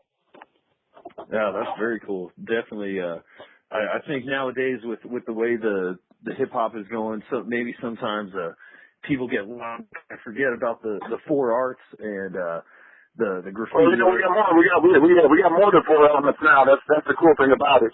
You know, with the culture expanding, the elements have expanded too. So it started with those basic elements, and it's grown into this worldwide phenomenon. Yeah, that's a beautiful thing. Now, going back a little further, before you got into MMA, did you have any wrestling background, any other martial arts training before? Well, I boxed as a kid, and I wrestled in high school. You know, but before that, I was just very athletic, played football, track, soccer. I did a lot of those things. But mixed martial arts is something that I got into much later in my career. Okay. Now, with that background, if there was any sport besides martial arts that you could get into professionally, which would it be? Now, I'm sorry, could you repeat the question? Yeah, if there was any sport besides mixed martial arts that you could get into professionally, be it like football or baseball, which one would it be? Anything outside of martial arts, huh? Yeah. You know what? I would love. Yeah, I was a great football player in high school. You know, I was a good middle linebacker, great running back, receiver. So I was an all-around football player. So I think me being the physical guy that I am, it probably would have been football. There you go. Yeah, that's always a fun one. And to all the people, I'm not talking about soccer. I'm talking about the American football. Yeah, we have to make that clear. Yeah, that's for sure. We are a UK-based podcast, but definitely have the reach in North America. So definitely that North American football. That's what we're talking about. Now we're definitely looking forward to seeing you get back in there on March 30th. Go ahead and tell us a little bit about your training camp and who you're with these days. Well, I'm based out of Premier Combat, which is based out of Omaha. We got Ryan Jensen, Jake Ellenberger. We got Ryan Roberts. We got a lot of guys. We got a lot of pros in our gyms who's had UFC experience, world experience, and and occasionally got to go outside your camp just to get different bodies. But that's the camp that I'm dealing with right now here in Omaha, Nebraska. Nice. Well, hey, like I said, we're definitely looking forward to seeing you back in there March 30th, and definitely appreciate your time. And feel free to go ahead and just shout out any sponsors, any projects you're working on, and let the fans know how they can follow the Assassin. Well, you know what? You guys are the first persons that I've interviewed with that found out about the fight. I found out about the fight yesterday, so you guys are the first to get this information. So it's going to be Victory Fighting Championship in Omaha, Nebraska, March 30th. Opponent to be determined. And I would like to shout out all my fans from all over who supported me from day one. Rosella's Bakery, who's a worldwide company. Tommy Tires. NRG Media. There's a lot of people that I need to thank, like my coach Curly Alexander, Ryan Jensen, the guys at Premier Combat, McDowell and his camp over there.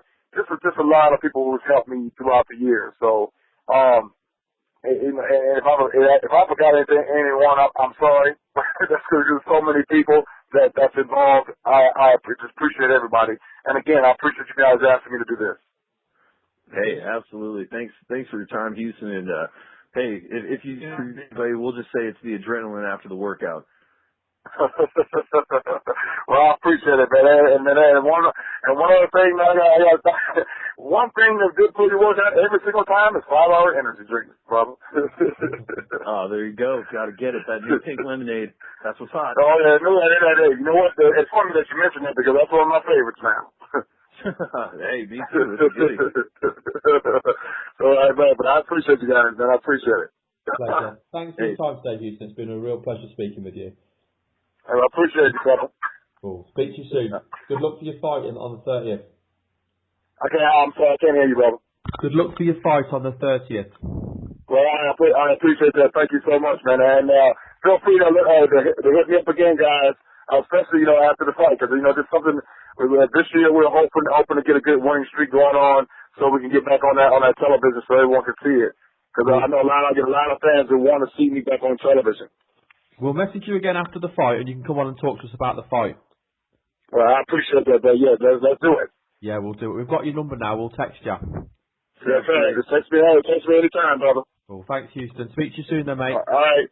I appreciate you guys. Go ahead. Bye. Bye. Right, I know that was there was a lot to take in, some amazing interviews there. I hope you all enjoyed those interviews. We've got 5 guests lined up for next week, so I'm going to reel off those names once again. I managed to get some really good people lined up for next week. So confirmed for next week, I will be speaking to Phil Harris, who of course is fighting at UFC on Fuel TV 7 against Ulysses Gomez. And of course we've had Ulysses on the show before. It's going to be a very good fight. And then we switch across to Extreme Fighting Championship. We've got 2 of their fighters coming up. We've got Jimmy Fowler and Pearl Gonzalez, so we're looking forward to speaking to them. We've also booked so far Francisco Rivera, coming off a huge win at UFC 156 with his knockout of Edwin Figueroa. And then we've got the man really who should be fighting for the UFC welterweight title. We've got Johnny Hendricks coming on the show next week as well. So definitely tune in for next week's show, and thank you for listening.